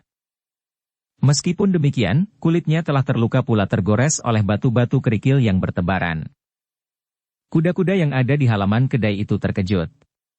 Seekor di antaranya telah meringkik sambil berdiri pada kaki belakangnya, sementara yang lain berputar-putar dengan gelisah. Ringkik kuda yang keras itu seolah-olah membuat getaran kekuatan Mahisa Murti semakin mencengkam. Orang-orang yang melihat peristiwa itu berdiri mematung. Wajah mereka menjadi pucat, sementara tubuh Ki Bekel, para bebahu, pemilik kedai dan orang yang membuat tuak itu menjadi gemetar. Anak-anak yang meskipun mabuk, namun jantung mereka bagaikan berdentang semakin cepat di dalam dadanya. Sejenak keheningan telah mencengkam. Ki Bekel berdiri tegak dengan mulut terkatup rapat. Sementara itu lutut pemilik kedai yang baru saja menengadahkan wajahnya itu bergetar dan beradu yang satu dengan yang lain. Baru sejenak kemudian Mahisa Murti berkata, Ki Bekel. Ki Bekel itu terkejut bukan kepalang. Suara itu seperti ledakan petir menyambar telinganya. Dengan gagap ia pun kemudian menjawab, ya, anak muda. Sekarang, kau dan para bebahu itu aku minta berdiri terpisah dari banyak orang. Tetapi, untuk apa anak muda, suaranya menjadi gagap. Aku akan melakukannya atas kalian. Jika kalian memang orang berilmu tinggi dan merasa berkuasa di sini berlandaskan ilmumu dan kekuatan pengikut-pengikutmu tanpa menghiraukan nurani rakyatmu, maka kalian tentu dapat menangkis atau menghindari seranganku, berkata Mahisa Murti. Tidak. Jangan, minta Ki Bekel, kami mohon maaf. Seperti kau yang akan menghukum aku, maka akulah sekarang yang akan menghukummu tanpa menghiraukan paugeran yang berlaku. Aku membatalkan niatku untuk minta agar para prajurit Singasari menata kembali kehidupan di padukuhan ini. Tetapi aku sendiri akan bertindak sekarang, tanpa menghiraukan tatanan dan paugeran yang manapun. Aku dapat melakukannya karena aku memiliki ilmu yang dapat mengatasi kalian, bahkan jika semua orang di sini menentangku, geram Mahisa Murti. Ki Bekel menjadi semakin ketakutan. Demikian pula para bebahu, pemilik kedai dan pembuat tuak itu. Dengan suara memelas Ki Bekel memohon, kami mohon ampun anak muda. Seandainya aku tadi minta ampun kepadamu, apakah kau juga akan mengampuniku dan tidak jadi menghukumku, bertanya Mahisa Murti. Tentu anak muda, jawab Ki Bekel. Mahisa Murti menarik nafas dalam-dalam. Kemudian katanya, kau telah melakukan kesalahan lagi Ki Bekel. Wajah Ki Bekel semakin pucat. Dengan gagap ia bertanya, kesalahan apa lagi anak muda? Kau telah mencoba menipuku. Kau tidak akan begitu mudah memaafkan seseorang menilik watakmu. Bukankah kau benar-benar akan menghukumku? Memukuliku dengan sepotong bambu? Bahkan kau telah menantangku, bahwa jika aku menarik pedangku itu berarti aku akan membunuh diriku sendiri. Tidak anak muda, sungguh tidak. Aku mohon ampun, aku benar-benar mohon ampun. Ki Bekel itu bagaikan merintih. Mahisa Murti termangu-mangu sejenak. Namun kemudian ia pun bertanya, bagaimana dengan yang lain? Pemilik kedai dan pembuat tuak itu pun hampir berbareng berkata, aku juga mohon ampun. Baiklah, berkata Mahisa Murti kemudian, aku akan memaafkan kalian. Tetapi kalian tahu apa yang aku kehendaki. Iya, anak muda. Aku mengerti, jawab Ki Bekel. Bukan hanya kau, berkata Mahisa Murti kemudian. Iya. Bukan hanya aku. Tetapi kami tahu maksudmu, jawab Ki Bekel pula. Baiklah, berkata Mahisa Murti, aku kali ini percaya kepada kalian. Aku menghargai sikap beberapa orang yang telah berani menyatakan pendapat dan sikapnya, meskipun pada saat terakhir, mereka menjadi silau melihat kehadiran Ki Bekel. Pada saat-saat tertentu aku akan lewat jalan ini pergi dan kembali dari Singasari. Aku akan menepati kata-kataku, bahwa aku akan memberitahukan kepada prajurit Singasari, agar mereka ikut campur menata kembali kehidupan di Kabuyutan ini. Ki Bekel hanya menundukkan kepalanya. Ia tidak berani membantah lagi. Ia sudah melihat apa yang dapat dilakukan oleh anak muda yang dikiranya sekedar mempunyai kemampuan olah kanuragan itu. Namun yang ternyata memiliki ilmu yang sangat tinggi. Demikianlah maka Mahisa Murti pun kemudian telah mengajak Mahisa Semu dan Mahisa Amping meninggalkan tempat itu. Mereka sempat memperhatikan beberapa orang anak muda dalam keadaan yang berbeda. Ada yang benar-benar telah menjadi mabuk, ada yang baru mulai, tetapi ada juga yang sudah mulai dipengaruhi oleh tuak, tetapi kesadarannya masih utuh. Namun dalam keadaan kesakitan karena mereka telah berkelahi dengan Mahisa Semu. Nah Ki Bekel, itulah anak-anakmu. Jika karena itu kau dapat menjadi seorang yang kaya raya, maka kau tahu bahwa kau mendapatkan harta benda dengan mengorbankan anak-anakmu sendiri.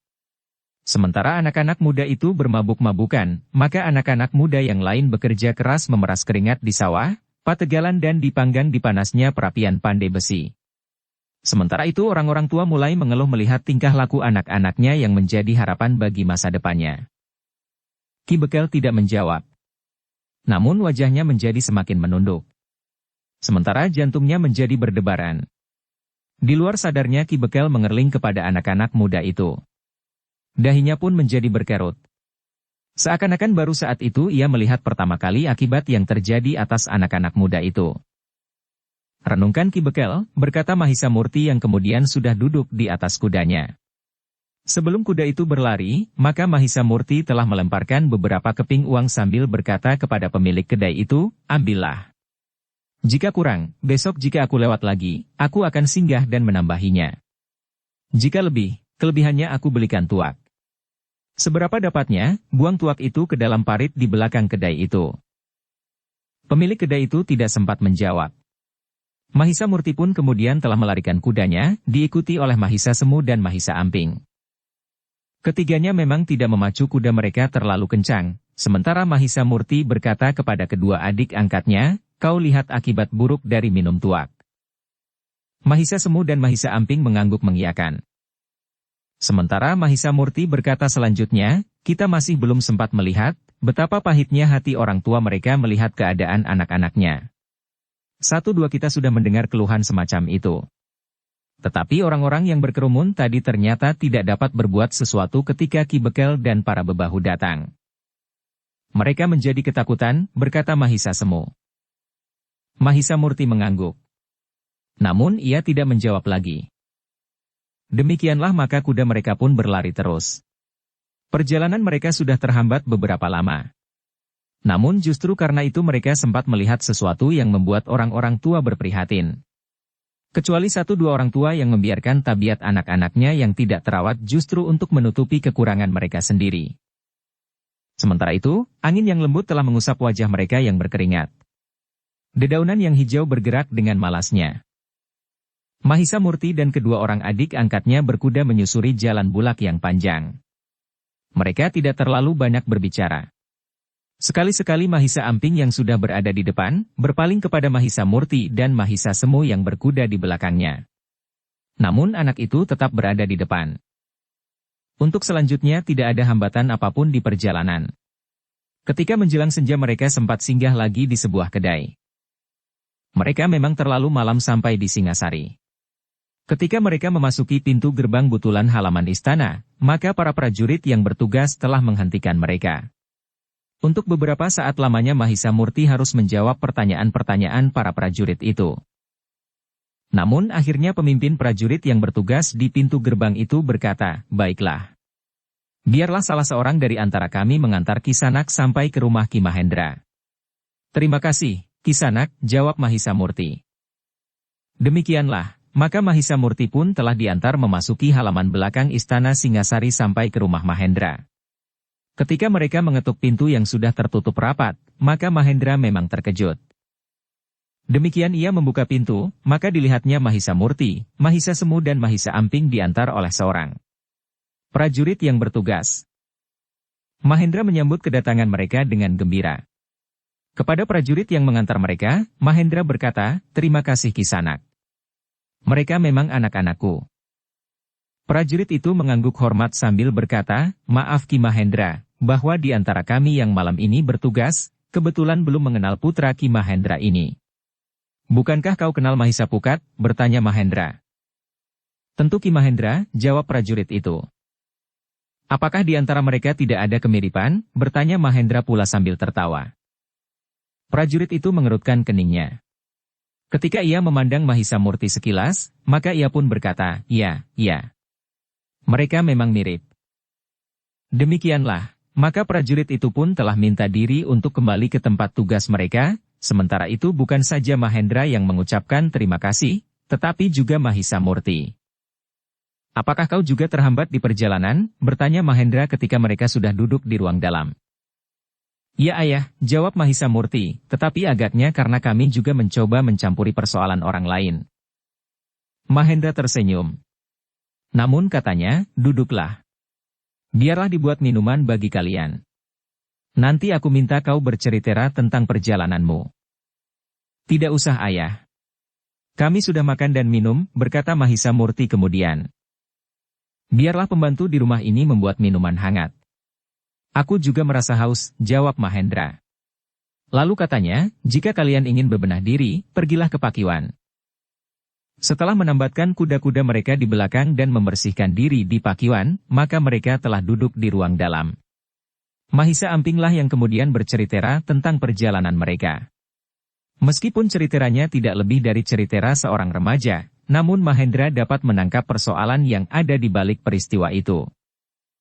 Karena itu, maka setelah Mahisa Amping selesai bercerita, Mahendra itu pun berkata, "Memang kadang-kadang sulit bagi kita untuk menahan diri agar sama sekali tidak mencampuri persoalan orang lain.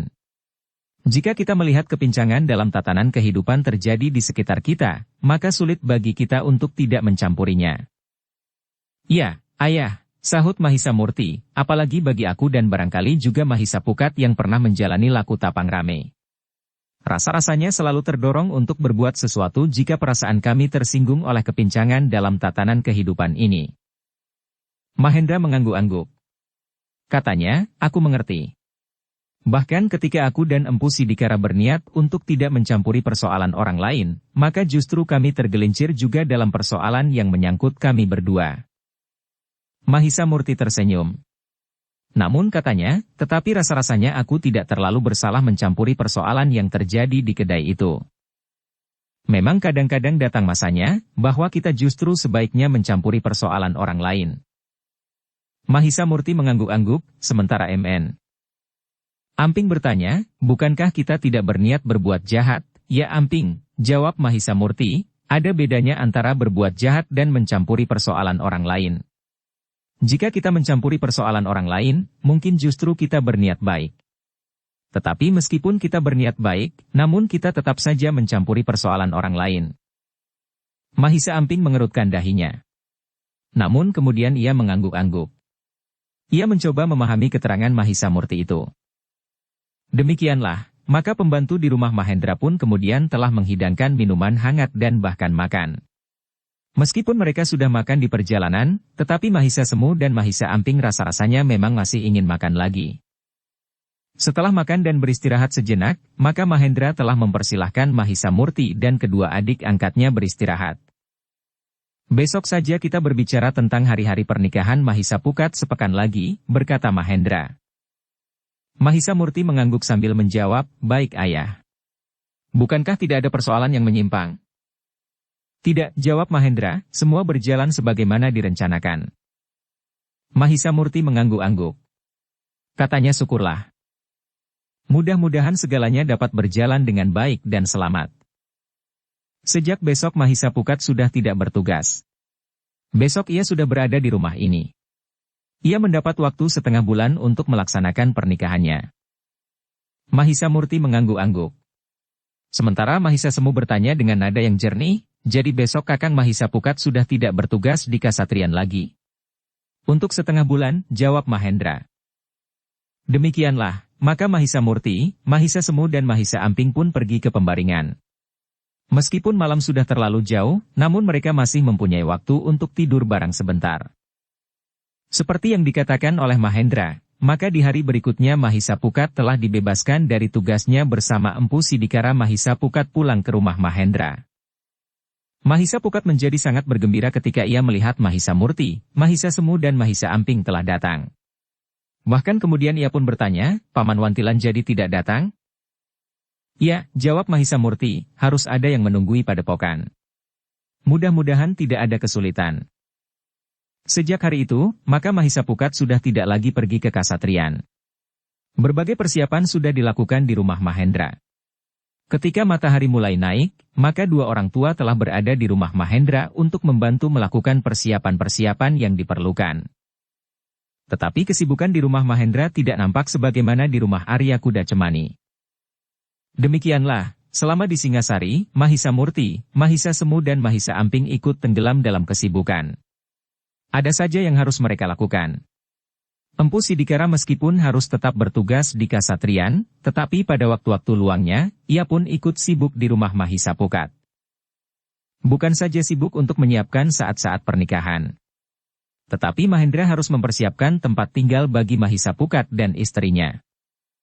Beruntunglah bahwa aku mendapat rumah yang memadai di bagian belakang istana ini, berkata Mahendra, meskipun kecil, tetapi cukup lengkap, sehingga dapat dipergunakan bersama Mahisa Pukat nanti setelah berkeluarga. Aku juga sudah menyampaikan permohonan. Ternyata SN Paduka Maharaja dengan perantara seorang pejabat rumah tangga istana tidak berkeberatan jika rumah ini aku pergunakan bersama Mahisa Pukat. Mahisa Murti mengangguk-angguk.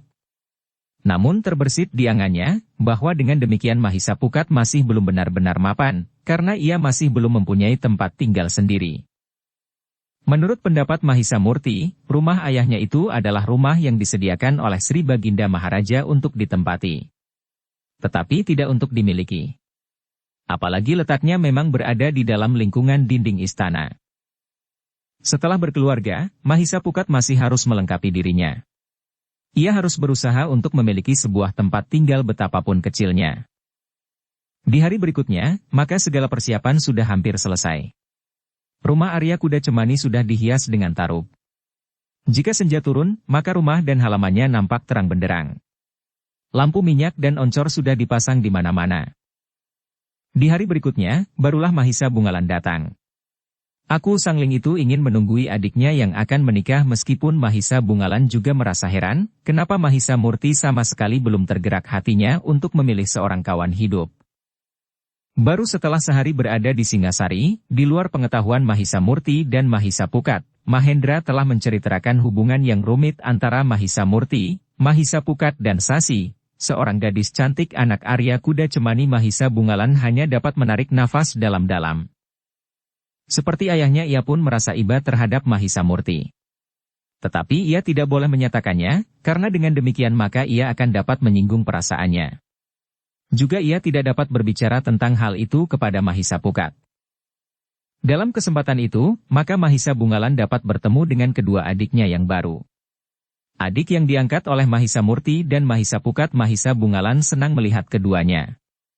Bahkan ketajaman penglihatannya langsung dapat melihat kelebihan keduanya. Terutama Mahisa Amping yang memiliki ketajaman penggeraita meskipun dalam usia mudanya kadang-kadang ia tidak tahu bahwa ia melihat satu isyarat. Kedua anak itu merupakan harapan di hari mendatang, berkata Mahisa Bungalan, ketika ia sempat berbicara dengan Mahisa Murti dan Mahisa Pukat, aku akan mencoba membentuknya, berkata Mahisa Murti, tetapi pada dasarnya anak-anak itu merupakan anak yang baik. Mahisa Bungalan mengangguk-angguk. Dengan senang hati ia menawarkan agar keduanya bersedia datang ke Pakuwon Sangling. Lain kali aku akan mengajak mereka, berkata Mahisa Murti.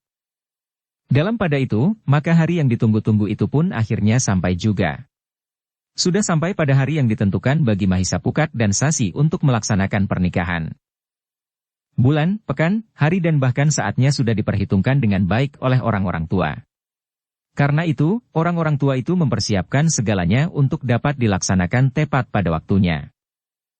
Sebenarnya lah bahwa segalanya memang dapat dilaksanakan sesuai dengan rencana.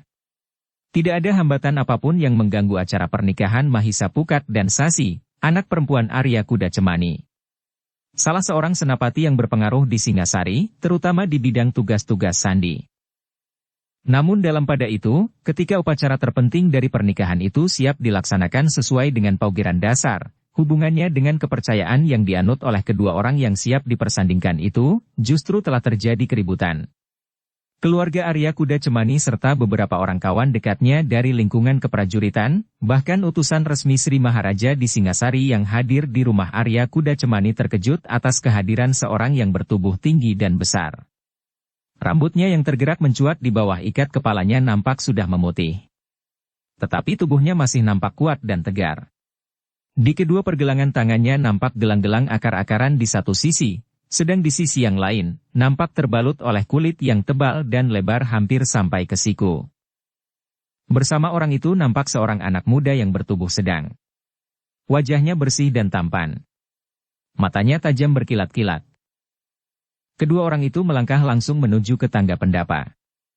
Namun ternyata keduanya berhenti di bawah tangga yang pertama. Beberapa orang pun segera bangkit berdiri ketika mereka melihat sikap yang tidak sewajarnya dari kedua orang itu. Seorang senapati dari pasukan berkuda yang juga hadir di tempat itu segera bangkit, turun dari tangga langsung berdiri di hadapan orang itu.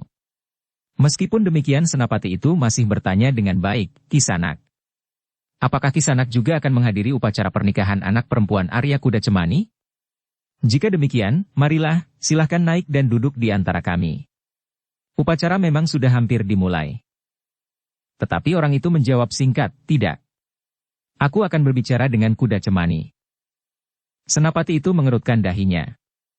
Namun ia pun menjawab, "Sayang Kisanak, Arya Kuda Cemani dan istrinya sudah siap mengikuti upacara pernikahan anak gadisnya. Aku akan berbicara dengan orang itu, sekarang. Sebelum upacara itu berlangsung. Tetapi mereka sudah siap untuk melakukan upacara itu." "Aku tidak peduli," jawab orang itu yang kemudian justru berteriak, "Kuda Cemani. Aku datang untuk menagih janji." Senapati dari pasukan berkuda itu mengerutkan dahinya. Katanya, "Kisanak, aku minta Kisanak bersabar. Setelah upacara selesai, maka kau dapat berbicara dengan tenang." Tetapi orang itu berteriak lantang, "Tidak, aku akan bicara sekarang. Justru sebelum upacara pernikahan, upacara itu harus dibatalkan." "Kenapa?" bertanya senapati itu. "Sebaiknya kau tidak usah ikut campur. Aku akan bertemu dengan Kuda Cemani," jawab orang itu. Sebelum senapati itu menjawab, maka orang itu berteriak lebih keras, "Kuda Cemani, apakah kau sekarang sudah menjadi pengecut? Keluarlah. Kita akan berbicara sebagai laki-laki. Jika kau sekarang menjadi pengecut seperti betina licik, aku sebagai saudara seperguruanmu akan ikut menderita malu. Karena itu, maka lebih baik aku membunuhmu saja." Teriakan itu telah membuat beberapa orang tidak lagi dapat menahan diri. Beberapa orang serentak bangkit dan mendekatinya. Utusan resmi Sri Baginda Maharaja Singasari justru memerlukan menemui orang itu sambil berkata, "Kisanak, aku berada di sini atas nama Sri Maharaja Singasari. Aku minta kau menangguhkan persoalanmu dengan Arya Kuda Cemani. Aku hormati Raden sebagai utusan resmi Sri Baginda Maharaja. Tetapi persoalanku dengan Kuda Cemani adalah persoalan pribadi. Tidak ada orang lain yang dapat ikut mencampurinya. Sekali lagi, justru sebelum upacara pernikahan dilaksanakan. Sementara itu, justru karena ada utusan resmi Sri Baginda yang hadir dalam upacara itu, maka di halaman itu terdapat beberapa orang prajurit yang bertugas. 2 orang di antara mereka telah mendekat pula. Namun orang itu berteriak pula, "Kuda Cemani. Tamu-tamumu yang sebagian adalah prajurit-prajurit Singasari tentu akan dapat mengusir aku dengan kekerasan. Tetapi dengan demikian, maka kau akan aku anggap sebagai orang yang paling licik, pengecut dan penakut di seluruh muka bumi. Cukup Kisanak. Cukup, berkata Empu Sidikara yang juga menunggui pernikahan Mahisa Pukat, marilah kita berbicara di tempat yang terpisah. Mungkin kita akan dapat menemukan persesuaian pendapat. Tidak. Aku akan langsung berbicara dengan kuda cemani, jawab orang itu dengan lantang. Orang-orang yang kemudian mengerumuninya sudah siap untuk mengambil tindakan terhadap orang itu. Jika perlu dengan kekerasan, karena orang itu telah mengganggu upacara yang harus segera dimulai. Namun tiba-tiba terdengar suara di antara mereka yang berkerumun, apa yang sebenarnya kau kehendaki, Kakang? Mata orang itu pun menjadi berkilat ketika ia melihat Arya kuda cemani menyibak orang-orang yang mengerumuninya itu. Orang bertubuh tinggi dan besar itu memandang Arya kuda cemani dengan mata yang menyala. Kemudian dengan geram orang itu berkata, kuda cemani. Aku datang untuk menagih janji. Kakang, berkata Arya kuda cemani, apakah aku mempunyai hutang? Apalagi hutang janji? Kau jangan ingkar. Meskipun kau sekarang senapati pasukan Sandi di Singasari, tetapi hubunganmu dengan aku secara pribadi tidak dapat kau hapuskan. Kau adalah adik seperguruanku, betapapun nasib kita berbeda, berkata orang itu. Aku tidak pernah ingkar, Kakang, bahwa kau adalah saudara seperguruanku. Bahkan saudara tua. Nah, aku justru akan minta restumu. Bahkan hari ini aku akan menikahkan anakku, sahut Arya kuda cemani. Namun kemudian dengan serta-merta ia bertanya, atau barangkali Kakang merasa tersinggung bahwa aku tidak memberitahukan pernikahan anakku ini sebelumnya kepada Kakang. Ya, jawab orang itu, tetapi lebih dari sekedar tidak memberitahu. Sebenarnya aku sama sekali tidak melupakan Kakang. Tetapi aku tidak tahu di mana Kakang tinggal sekarang, sehingga aku tidak dapat memberitahukan kepada Kakang, bahwa hari ini aku akan menikahkan anakku, sahut Arya kuda cemani. Aku tidak yakin kebenaran alasanmu. Aku tidak berada di tempat yang terlalu jauh, berkata orang itu kemudian, meskipun tidak terlalu jauh, tetapi aku benar-benar tidak mengerti di mana Kakang tinggal. Tetapi jika kemudian Kakang mengetahui bahwa hari ini aku menikahkan anakku dan Kakang bersedia hadir, aku akan merasa senang sekali. Bahkan aku memang harus minta maaf kepada Kakang, bahwa aku tidak dapat menghubungi Kakang sebelumnya. Bukan sekedar bahwa aku tidak kau beritahu, kuda cemani. Tetapi kau harus ingat akan janjimu, bahwa persaudaraan kita tidak akan pernah terputus. Iya, iya Kakang. Aku memang berharap bahwa hubungan persaudaraan kita tidak akan pernah putus sampai kapanpun. Kenapa anakmu perempuan kau nikahkan dengan anak muda yang lain, bertanya orang itu. Maksud Kakang, bertanya Arya kuda cemani. Aku mempunyai seorang anak laki-laki, kuda cemani. Dan kau mempunyai anak perempuan. Jika kau tidak ingkar akan janjimu, maka anak perempuanmu harus menjadi menantuku, sehingga persaudaraan kita tidak akan terputus. Tetapi karena kau sudah menjadi senapati yang berpengaruh di Singasari, maka kau berusaha untuk mengesampingkan aku. Anakmu kau nikahkan dengan seorang pelayan dalam yang bertugas di Kasatrian. Bahkan telah diangkat menjadi pelatih bagi para kesatrian muda Singasari. Wajah Arya kuda cemani menjadi tegang. Sesaat Arya kuda cemani berusaha mengendalikan perasaannya. Namun demikian katanya, maaf Kakang. Aku akan memberikan penjelasan tentang hal itu kepada Kakang. Tetapi aku minta Kakang duduk dahulu. Nanti sesudah aku selesai, maka penjelasanku tentu akan memuaskan Kakang. Tidak, jawab orang itu, kau akan menjebak aku. Sesudah pernikahan berlangsung, maka anak gadismu sudah bukan hakmu lagi.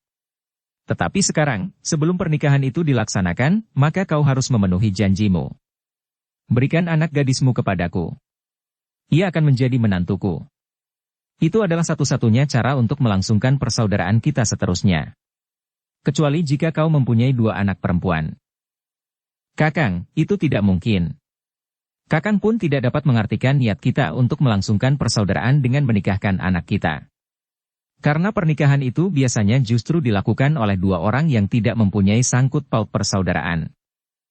Kau tidak usah mengatakan 1000 macam alasan. Kau berikan anakmu atau tidak, bertanya orang itu. Maaf Kakang. Aku tidak dapat memberikannya, jawab Arya kuda cemani. Kau tahu akibat dari sikapmu itu, bertanya orang itu. Ya, aku tahu. Aku harus mempertahankan sikapku dengan cara yang Kakang kehendaki, jawab Arya Kuda Cemani, apapun yang Kakang kehendaki, aku tidak akan ingkar. Baik Kuda Cemani. Tetapi aku tidak akan menantangmu bertempur sekarang. Aku tahu bahwa ilmumu telah maju dengan pesat. Bahkan kau telah mampu menguasai Aji Panglimunan, jawab orang itu.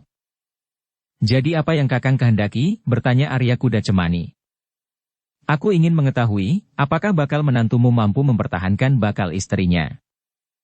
Maksud Kakang? Bertanya Arya Kuda Cemani. Aku bawa anakku. Ia akan merebut kedudukannya sebagai bakal menantumu, berkata orang itu, caranya adalah cara seorang laki-laki. Siapa yang menang, ia adalah calon menantumu yang akan melaksanakan pernikahannya hari ini. Gila, geram Arya Kuda Cemani yang kehilangan kesabaran, tidak. Ia sudah siap untuk melakukan upacara. Apa yang terjadi, akulah yang akan menghadapi. Kakang sendiri atau anakmu? Aku tidak peduli. Kau cemaskan bakal menantumu bahwa ia tidak akan menang, bertanya orang itu. Wajah Arya Kuda Cemani memang terasa menjadi panas. Selangkah ia maju sambil berkata, Kakang. Aku mohon Kakang jangan mengganggu. Aku masih mencoba untuk menahan diri. Tetapi jika Kakang masih memaksa untuk melakukan hal yang tidak masuk akal ini, maka aku dapat berbuat lebih jauh lagi. Kakang melihat bahwa di sini sudah banyak tamuku yang hadir. Upacara pun sudah siap untuk dimulai. Sudah aku katakan Kuda Cemani. Kau dapat mengusir aku dengan kekerasan. Di sini tentu banyak kawan-kawanmu, senapati dan panglima perang yang memiliki ilmu yang tinggi. Tetapi jika kau gunakan kekerasan dengan cara seperti itu, maka harga dirimu akan terpelanting jatuh dan tidak berharga lagi. Apalagi harga diri calon menantumu itu ia akan menjadi orang yang paling tidak berharga di Singasari. Kakang, berkata Arya Kuda Cemani, aku tidak pernah mengingkari persaudaraan kita. Tetapi dua orang bersaudara kadang-kadang memang dapat berbeda sikap dan kepentingan. Karena itu, aku akan mempertahankan diri. Itu tidak cukup. Anakku menantang bakal menantumu, berkata orang itu, sekali lagi, anakku menantang calon mantumu. Jika anakku menang, maka ia akan mengambil alih kedudukan calon menantumu itu. Kemarahan Arya Kuda Cemani sudah sampai ke ubun-ubunnya. Namun sebelum ia bertindak sesuatu, terdengar suara seorang yang lain, bagus. Tetapi kau datang agak terlambat Kisanak. Sebelum kau datang, aku sudah melakukannya. Aku adalah cadangan utama calon menantu Arya Kuda Cemani. Seandainya anakmu dapat mengalahkan calon menantunya yang sudah siap melakukan upacara itu, maka ia masih juga harus mengalahkan aku.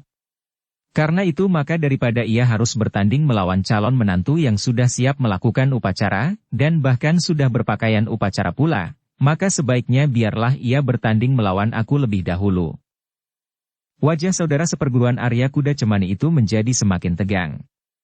Dengan nada geram ia bertanya, siapa kau anak muda? Kenapa kau mencampuri persoalanku dengan adik seperguruanku? Sudah aku katakan. Aku datang untuk mengambil sasi tetapi aku menunggu sampai upacara selesai.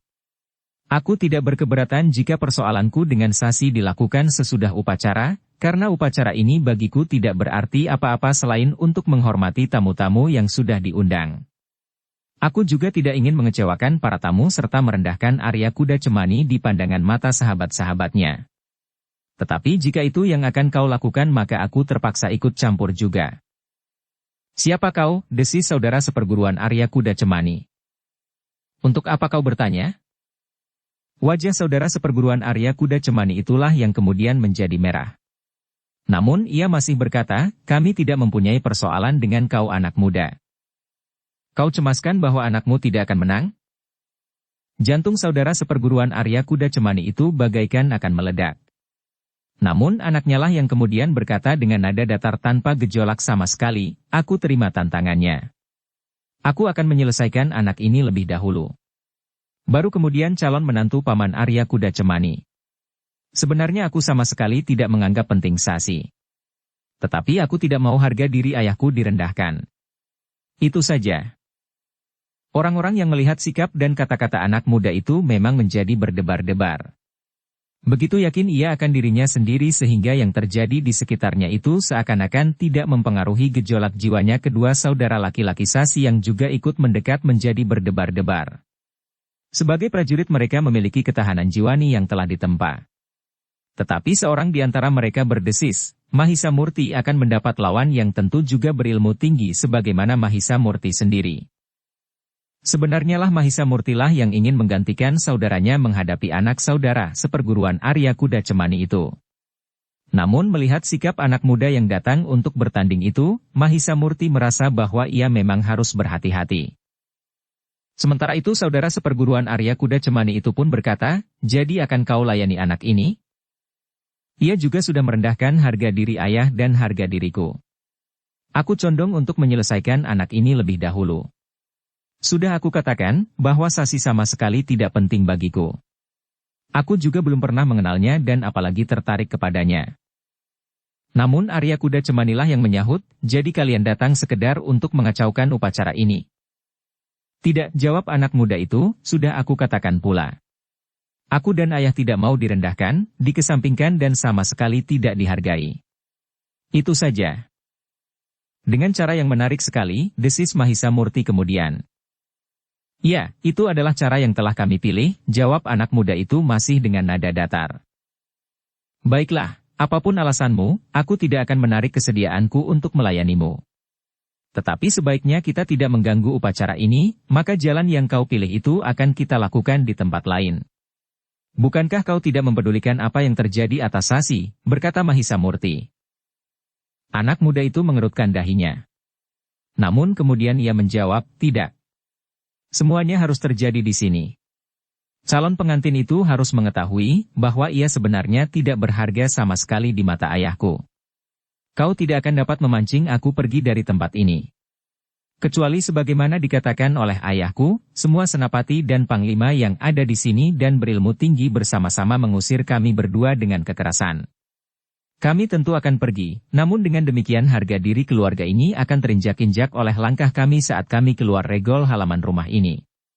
Wajah Mahisa Murti menjadi semburat merah oleh gejolak perasaan di dadanya. Namun ia masih berusaha menguasai perasaannya.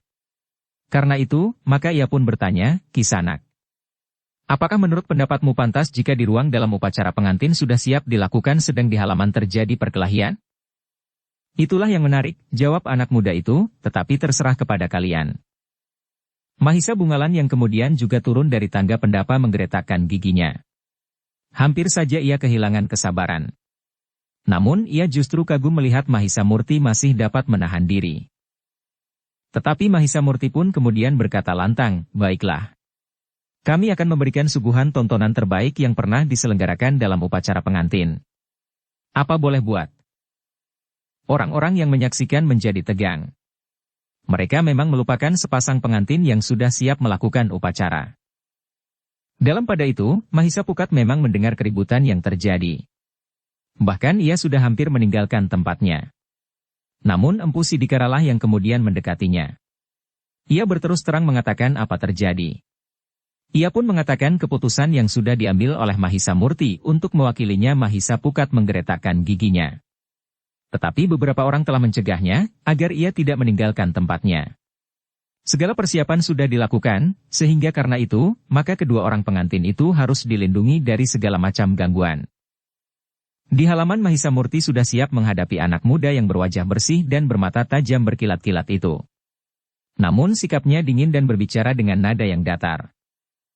Arya Kuda Cemani memang tidak dapat mencegahnya. Ia juga tidak mau dihinakan.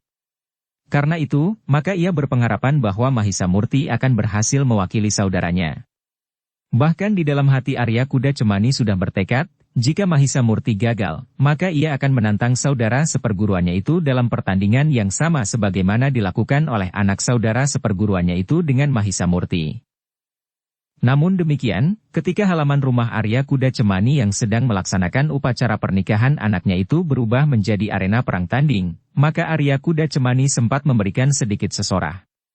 Arya Kuda Cemani mohon maaf kepada orang-orang yang telah diundangnya untuk menghadiri upacara pernikahan anaknya. Bahkan termasuk utusan Sri Baginda Maharaja. Namun para senapati dan panglima, serta para pejabat, yang hadir di tempat itu ternyata sama sekali tidak merasa berkeberatan.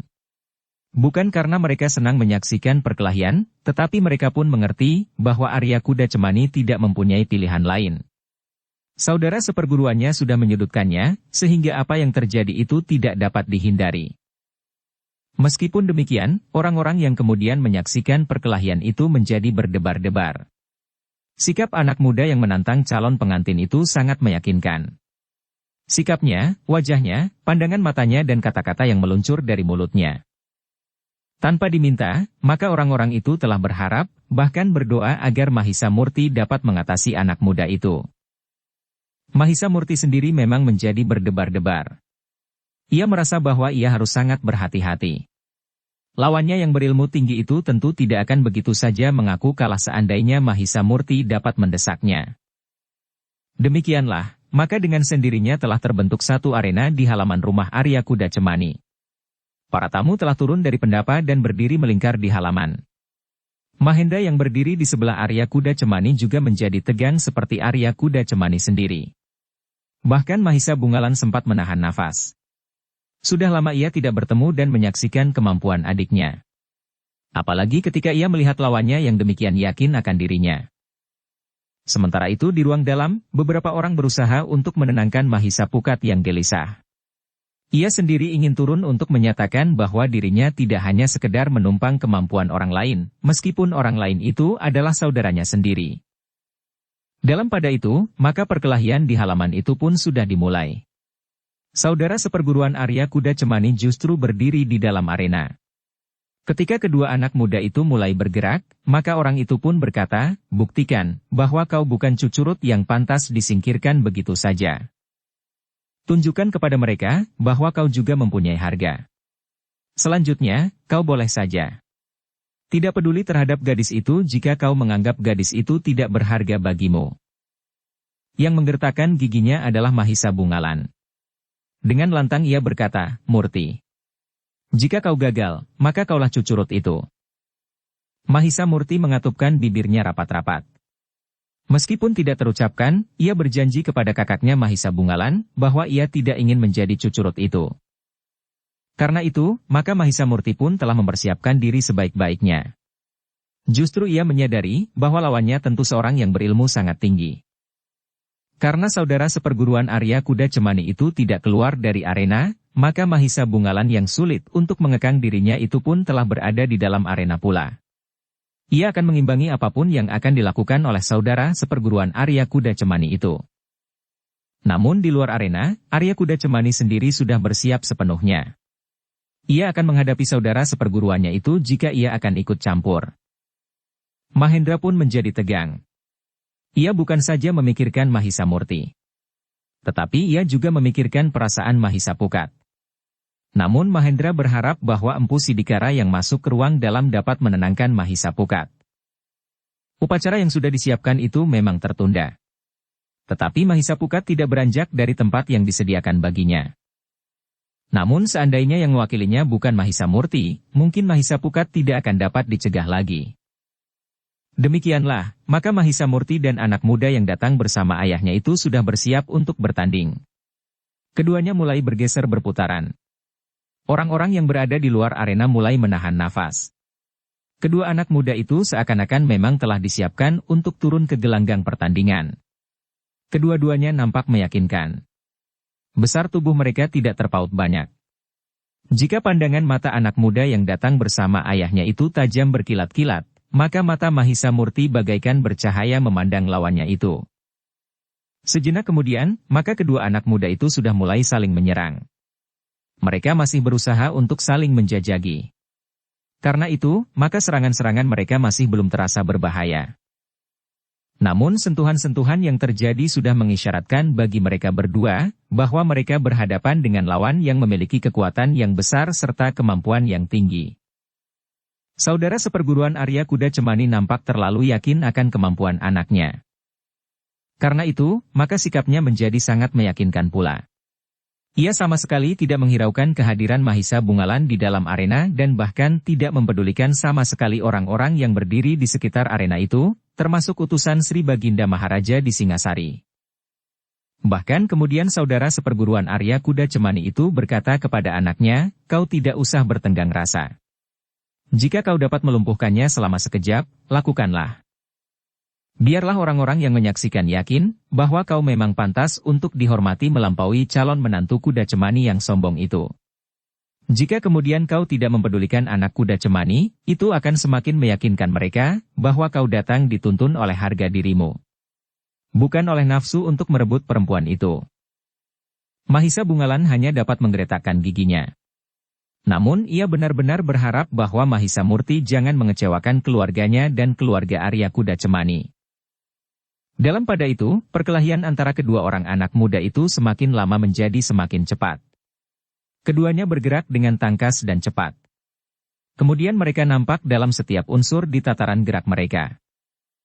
Seperti dikehendaki oleh ayahnya, maka anak muda itu memang berniat untuk dengan cepat menyelesaikan Mahisa Murti. Semakin cepat, maka kemampuannya akan semakin nampak lebih tinggi. Tetapi ternyata bahwa lawannya cukup liat. Mahisa Murti tidak dapat dengan mudah ditundukkan. Bahkan semakin lama justru menjadi semakin sulit, sehingga mereka telah memasuki tataran yang semakin tinggi. Sikap saudara seperguruan Arya Kuda Cemani memang sangat menyakitkan hati Mahisa Murti. Karena itu, maka ia tidak membiarkan lawannya itu mendesaknya. Setiap kali lawannya itu meningkatkan ilmunya selapis, maka Mahisa Murti pun telah melakukannya pula. Wajah-wajah yang ada di sekitar arena itu menjadi tegang. Apalagi Arya Kuda Cemani sendiri. Bahkan semakin lama ia menyaksikan pertempuran itu, maka wajahnya menjadi semakin tegang. Mahendra melihat ketegangan itu. Hampir di luar sadarnya ia berdesis, mudah-mudahan Mahisa Murti memiliki kemampuan setidak-tidaknya mengimbangi kemampuan anak muda itu. "Aku tetap berpengharapan," jawab Arya Kuda Cemani, "Angger Mahisa Murti memiliki kelebihan jauh di atas kebanyakan anak-anak sebayanya." "Tetapi anak muda itu sungguh meyakinkan," desis Mahendra. "Yang menarik perhatian, ilmu anak itu bukan keturunan ilmu dari perguruan kami. Ia tentu tidak sekedar berguru kepada ayahnya. Aku kenal betul unsur-unsur dari ilmu perguruan kami sendiri. Aku mengenali kemampuan saudara seperguruanku itu seperti aku mengenali kemampuanku sendiri," desis Arya Kuda Cemani. Mahendra menarik nafas dalam-dalam. Agaknya yang akan terlibat bukan sekedar saudara seperguruan Arya Kuda Cemani sendiri. Jika anak muda yang bertempur dengan Mahisa Murti itu berasal dari satu perguruan, maka perguruan itu akan dapat melibatkan diri ke dalam persoalan yang sebenarnya sangat terbatas dan pribadi itu. Ternyata bukan hanya Mahendra saja yang menjadi cemas karenanya. Arya Kuda Cemani pun kemudian berkata, "Salah-salah, perguruan anak muda itu akan dapat ikut tersinggung karenanya. Apa boleh buat?" Untungnya Mahisa Murti juga berpijak pada sebuah padepokan meskipun terhitung baru, sehingga belum melahirkan murid-murid yang berilmu tinggi. "Ki Mahendra, bukan maksud kami melibatkan Angger Mahisa Murti. Apalagi perguruannya yang sedang tumbuh itu." "Aku mengerti Raden. Tetapi memang tidak ada pilihan lain," jawab Mahendra.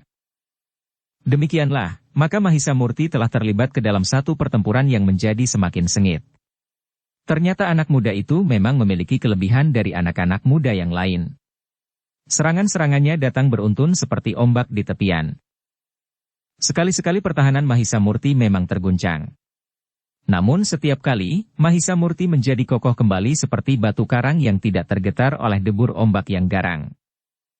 Saudara seperguruan Arya Kuda Cemani mulai mengerutkan dahinya. Menurut penglihatannya, Mahisa Murti masih saja mampu mengimbangi kemampuan anaknya. Setiap kali anaknya meningkatkan ilmunya, maka lawannya itu pun telah melakukannya pula. Karena itu, demikian anaknya bergerak lebih cepat, maka lawannya pun seakan-akan menjadi lebih tangkas. Beberapa kali anak muda itu kehilangan kesempatan. Serangannya yang nampaknya sangat mapan, namun sama sekali tidak mengenai sasaran. Bahkan setiap kali serangannya menjadi sia-sia saja. Semakin lama darah anak muda itu rasa-rasanya menjadi semakin panas. Setelah berguru bertahun-tahun, maka ketika ilmunya diuji di arena, ternyata tidak dengan cepat dapat menyelesaikan lawannya. Sementara itu, Mahisa Murti semakin lama semakin mengenali tataran kemampuan ilmu anak muda itu. Mahisa Murti memang harus mengakui bahwa landasan ilmu anak muda itu memang sangat meyakinkan. Tetapi karena anak muda itu masih belum memiliki banyak pengalaman, maka ilmunya masih belum berkembang. Anak itu dengan setia mengikuti segenap tatanan dari unsur-unsur gerak yang dikuasainya. Namun berhadapan dengan Mahisa Murti yang sudah memiliki pengalaman yang sangat luas, maka anak muda itu mulai mengalami kesulitan. Beberapa kali serangan-serangan yang sudah diperhitungkan dengan masak sesuai dengan wewaton dari unsur-unsur gerak yang telah dipelajarinya, ternyata hasilnya tidak sebagaimana diperhitungkan. Wajah saudara seperguruan Arya Kuda Cemani mulai berkerut. Sebagai seorang yang berilmu tinggi, ia mengerti kelemahan anak-anak muda yang baru keluar dari perguruan. Ia sudah memberikan banyak sekali petunjuk. Bahkan latihan-latihan khusus bagi anaknya agar anaknya mampu mengeterapkan ilmunya dalam benturan yang sebenarnya terjadi. Bukan sekedar latihan-latihan yang teratur. Ia sudah memberikan berbagai macam pesan, bahkan ia sendiri telah bersama-sama berada di sanggar dengan anaknya untuk menempanya agar ilmu yang dimiliki anaknya itu dapat diterapkan dalam benturan ilmu yang sebenarnya. Namun saudara seperguruan Arya Kuda Cemani itu harus mengakui bahwa anak muda yang seakan-akan mewakili calon menantu Arya Kuda Cemani itu memiliki ilmu yang tinggi sekaligus pengalaman yang luas. Karena itu, maka ia tidak akan dapat berharap anaknya dapat memenangkan pertempuran itu jika ia tidak mempergunakan ilmu puncaknya. Ilmu pada tataran tertinggi yang diwarisinya dari gurunya. Ayahnya itu mengetahui betapa dahsyatnya ilmu itu. Karena itu, maka orang yang dikenai ilmu itu, jarang sekali yang akan mampu bertahan. Sentuhan tangan anaknya pada puncak ilmunya akan dapat mematahkan tulang dan melumatkan isi dada. Sedangkan pada sisi yang lain dari ilmunya itu dapat membuat telapak tangannya itu bagaikan membara. Sentuhan telapak tangannya akan dapat menghanguskan kulit daging lawannya. Bahkan jika tangannya itu sempat mencekik leher, maka lawannya tidak akan berharap untuk dapat menyelamatkan diri. Untuk beberapa saat orang itu masih ingin meyakinkan seberapa jauh kemungkinan yang dapat digapai oleh anaknya. Namun ketika serangan-serangan Mahisa Murti mulai mengenai tubuhnya, maka orang itu yakin bahwa anaknya harus mempergunakan ilmu puncaknya untuk melumpuhkan lawannya. Sebenarnya lah bahwa serangan Mahisa Murti mulai mengenai tubuh lawannya. Kakinya sempat menyusup di sela-sela pertahanan anak muda itu yang terbuka, justru saat ia menyerang. Mahisa Murti yang merendahkan diri untuk menghindari sambaran tangan lawannya melihat bahwa bagian samping dada lawannya itu terbuka. Karena itu, maka dengan cepat Mahisa Murti menyerang dengan kakinya menyamping. Demikian kaki Mahisa Murti itu menghantam bagian samping dada lawannya, maka anak itu terputar sekali. Hampir saja ia kehilangan keseimbangannya. Namun ternyata bahwa ia cukup tangkas untuk kemudian tegak kembali. Tetapi Mahisa Murti tidak memberinya kesempatan. Dengan cepat ia memburu lawannya. Demikian lawannya mengatasi goncangan keseimbangannya dan tegak kembali, maka Mahisa Murti telah menyerangnya pula. Dengan demikian, maka lawan Mahisa Murti itu harus meloncat beberapa langkah surut untuk mengambil jarak, agar ia sempat memperbaiki kedudukannya. Mahisa Murti yang sudah siap meloncat memburunya terkejut. Ia melihat telapak tangan anak muda itu berasap tipis. Namun ketajaman penglihatan matanya serta landasan pengalamannya, segera menahannya untuk tidak segera meloncat menyerang. Dengan tegang Mahisa Murti memandang telapak tangan anak muda itu. Ia melihat telapak tangan itu bagaikan menjadi bara. Kemerah-merahan dan asap tipis nampak mengepul dari telapak tangan itu. Mahisa Murti termangu-mangu sejenak. Namun ia pun kemudian menyadari bahwa sentuhan telapak tangan lawannya itu akan dapat membakar kulitnya. Namun berdasarkan atas pengalaman serta pengetahuannya tentang berbagai macam ilmu dari orang-orang berilmu tinggi yang dikenalnya, maka ilmu itu yang dapat melukai tubuh lawannya dengan sentuhan api hanyalah telapak tangannya saja. Dengan demikian, maka Mahisa Murti harus menjadi sangat berhati-hati. Sebenarnya ia dapat menghentikan perlawanan anak muda itu dengan serangannya jarak jauh. Tetapi Mahisa Murti tidak ingin menghancurkannya. Anak itu belum tentu seorang yang berhati hitam. Mungkin ia terdorong oleh keinginannya untuk mencoba ilmunya. Dipanasi pula dengan sikap ayahnya yang agaknya memang tinggi hati itu. Maka anak muda itu telah langsung terjerumus ke dalam pertempuran melawan seorang yang memiliki ilmu yang tinggi serta pengalaman yang luas. Namun Mahisa Murti tidak mau membiarkan dirinya terbakar oleh ilmu lawannya. Karena itu, maka Mahisa Murti telah mengeterapkan ilmunya yang mempunyai daya kemampuan menghisap ilmu lawannya. Meskipun demikian, Mahisa Murti menyadari sepenuhnya bahwa tubuhnya tidak boleh tersentuh telapak tangan lawannya. Justru ialah yang harus berusaha sebanyak mungkin bersentuhan dengan tubuh anak muda itu, tetapi tidak di telapak tangannya yang menjadi kemerah-merahan itu. Pertempuran selanjutnya menjadi semakin cepat. Mahisa Murti lebih banyak berloncatan menghindar. Namun kemudian dengan tiba-tiba saja menggapai lawannya untuk menyentuh bagian tubuhnya yang manapun juga. Dengan sisi telapak tangannya, Mahisa Murti telah menerobos pertahanan anak muda itu mengenai pundaknya. Pundaknya memang terasa sakit. Anak muda itu meloncat surut. Namun dengan cepat ia dapat mengatasi rasa sakit itu. Bahkan kemudian dengan garang ia telah meloncat menyerang dengan kedua telapak tangannya terbuka. Orang-orang yang ada di sekitar arena itu menjadi berdebar-debar. Mereka seolah-olah melihat pertempuran yang tidak seimbang. Apalagi Mahisa Murti masih juga tidak menarik pedangnya meskipun lawannya sudah mengeterapkan ilmu puncaknya. Sementara itu, mereka masih belum melihat bahwa Mahisa Murti juga mempergunakan ilmu andalannya.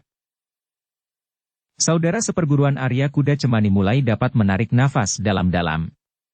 Ia melihat anaknya beberapa kali mendesak lawannya.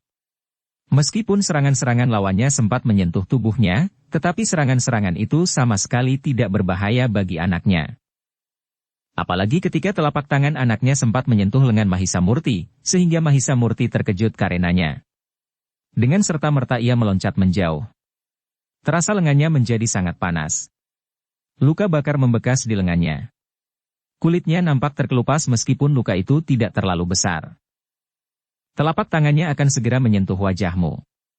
Kemudian lehermu dan seluruh tubuhmu, berkata saudara seperguruan Arya Kuda Cemani itu. Tetapi Mahisa Murti menjadi semakin berhati-hati. Meskipun ia sudah terluka, tetapi ia tidak menarik pedangnya. Ia masih akan menghentikan perlawanan anak muda itu dengan cara yang lain. Pertempuran pun segera menyala lagi ketika anak muda itu meloncat menyerang Mahisa Murti. Kedua telapak tangannya menggapai-gapai. Bahkan anak muda itu berusaha untuk menangkap tubuh Mahisa Murti. Jika ia berhasil menangkap Mahisa Murti, maka untuk beberapa saat lamanya, telapak tangannya akan membakar tubuh lawannya itu, sehingga genggaman tangannya akan semakin membenam di tubuh lawannya itu sampai ke tulang. Tetapi tidak mudah untuk menangkap Mahisa Murti. Meskipun lengan Mahisa Murti telah terluka, tetapi Mahisa Murti masih tetap dengan tangkas berloncatan. Sekali-sekali tangannya mengenai pundaknya, lengannya dan bahkan kadang-kadang kakinya yang menyapu dengan cepat, sempat mengenai paha anak muda itu. Tetapi anak muda itu sama sekali tidak menjadi kesakitan. Meskipun sekali-sekali ia harus menyeringai karena serangan Mahisa Murti yang dapat mengenainya, tetapi dengan cepat perasaan sakit itu selalu dapat diatasinya. Bahkan Mahisa Murtilah yang harus meloncat surut ketika serangan kakinya berhasil ditangkis oleh lawannya. Betisnya justru telah tersentuh telapak tangan anak muda itu, sehingga terluka. Luka bakar itu memang tidak terlalu besar. Tetapi nyeri di lengannya dan di betisnya itu memang membuat Mahisa Murti bukan saja sakit kulitnya, tetapi juga sakit hatinya. Itulah sebabnya, maka selain ilmunya yang mampu menghisap kekuatan dan kemampuan lawannya, maka Mahisa Murti telah meningkatkan tenaga dalamnya, sehingga serangan-serangannya menjadi semakin garang. Sentuhan-sentuhan serangannya yang sempat menembus pertahanan anak muda itu bukan saja sekedar menyentuh, tetapi ketika kaki Mahisa Murti sempat mengenai lambungnya, anak itu benar-benar telah terlempar jatuh.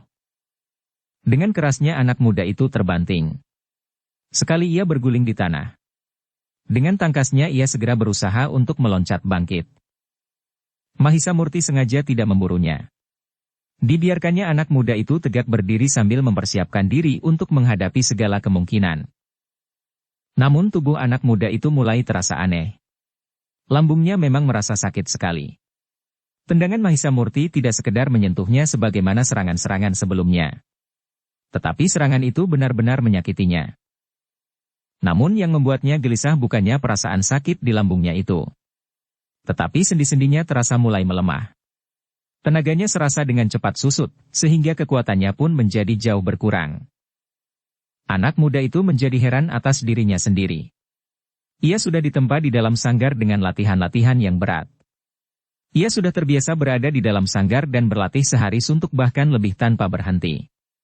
Tetapi di arena itu, ia baru bertempur beberapa lama, tenaganya sudah mulai menjadi susut. Anak muda itu memang merasa telah mengerahkan segenap tenaga dan kemampuannya untuk mengimbangi lawannya. Bahkan kemudian dengan ilmu puncaknya. Tetapi bahwa tenaganya dengan cepat susut, adalah di luar perhitungannya.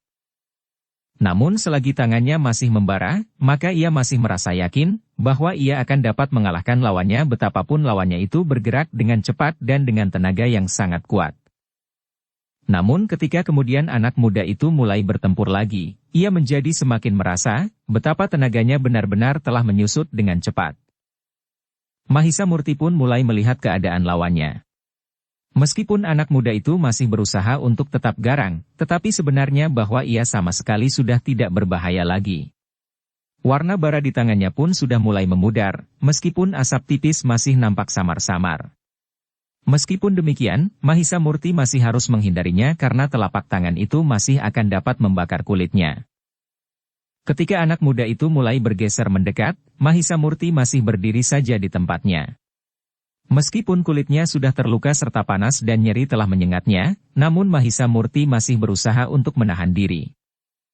Sampai di batas perkelahian itu, beberapa orang mulai menarik nafas dalam-dalam. Arya Kuda Cemani yang mengetahui kelebihan Mahisa Murti pun mengangguk-angguk. Ia melihat luka di tubuh Mahisa Murti. Tetapi ia melihat bahwa tenaga lawannya telah jauh menyusut. Arya Kuda Cemani yang mengenal Mahisa Murti dengan baik, benar-benar telah mengaguminya.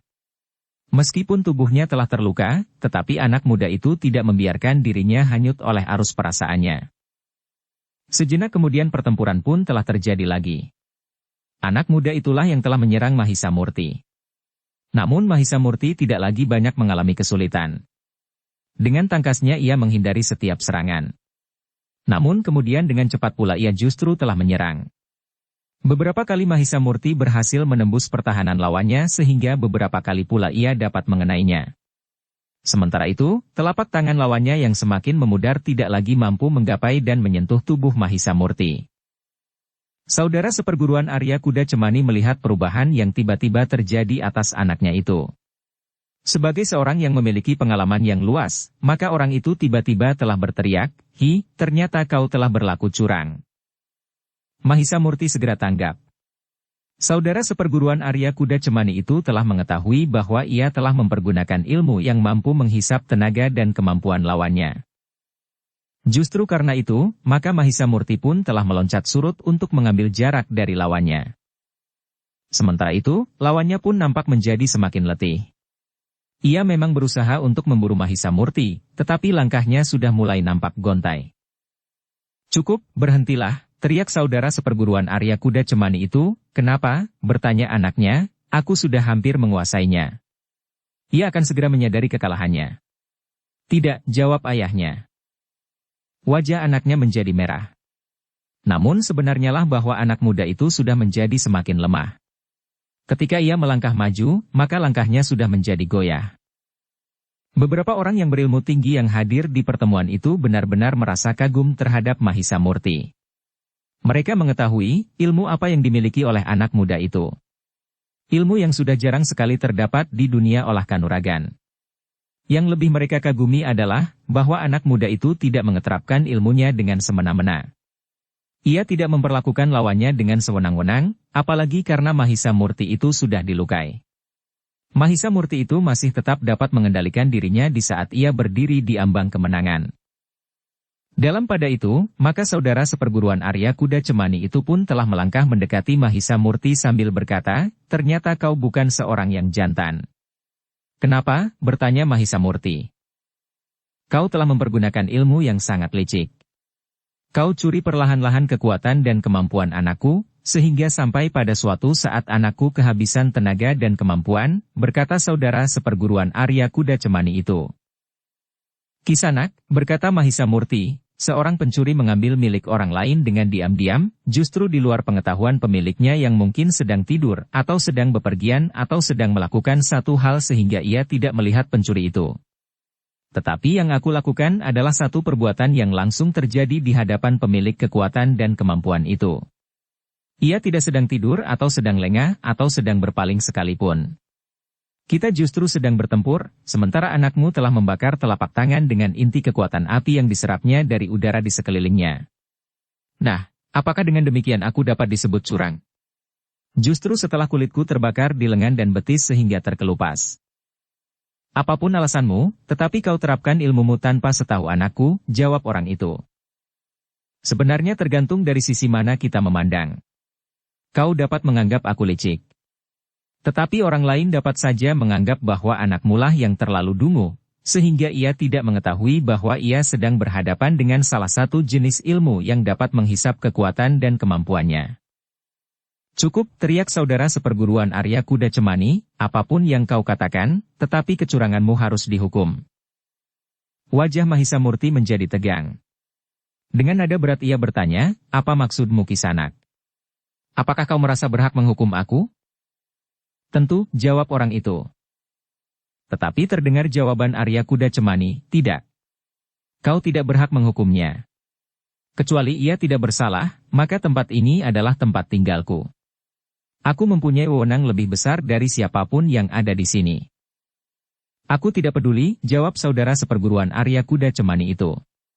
Lalu katanya, ada atau tidak ada wewenang, tetapi aku akan menghukumnya. Ia sudah mencederai anakku dengan licik. Bahkan tidak bertanggung jawab sama sekali, sehingga anakku kehilangan sebagian besar dari tenaganya. Bukankah akibat yang demikian seharusnya sudah diperhitungkan sejak pertandingan akan dimulai? Salah seorang di antara mereka yang bertanding akan dapat kalah atau menang. Kemungkinan ketiga adalah tidak ada yang kalah dan tidak ada yang menang. Jadi, jika anak kakang kalah, itu adalah akibat wajar dari satu pertandingan. Tetapi tidak dengan licik, teriak saudara seperguruan Arya Kuda Cemani. Tidak ada yang licik, jawab Arya Kuda Cemani, aku tahu bahwa Angger Mahisa Murti mempunyai kemampuan jauh dari yang diperlihatkan saat ini. Bahkan seandainya kakang sendiri yang turun ke medan, maka kakang akan dapat dihancurkan jika ia mau. Tetapi ilmu yang telah dipergunakannya adalah ilmu yang paling lunak meskipun akibatnya akan dapat menjadi dahsyat sekali. Tetapi Angger Mahisa Murti tidak berbuat lebih banyak dari menghentikan pertandingan. Bersambung ke bab 178. Dukung kami dengan subscribe, follow, like, komen dan share. Terima kasih.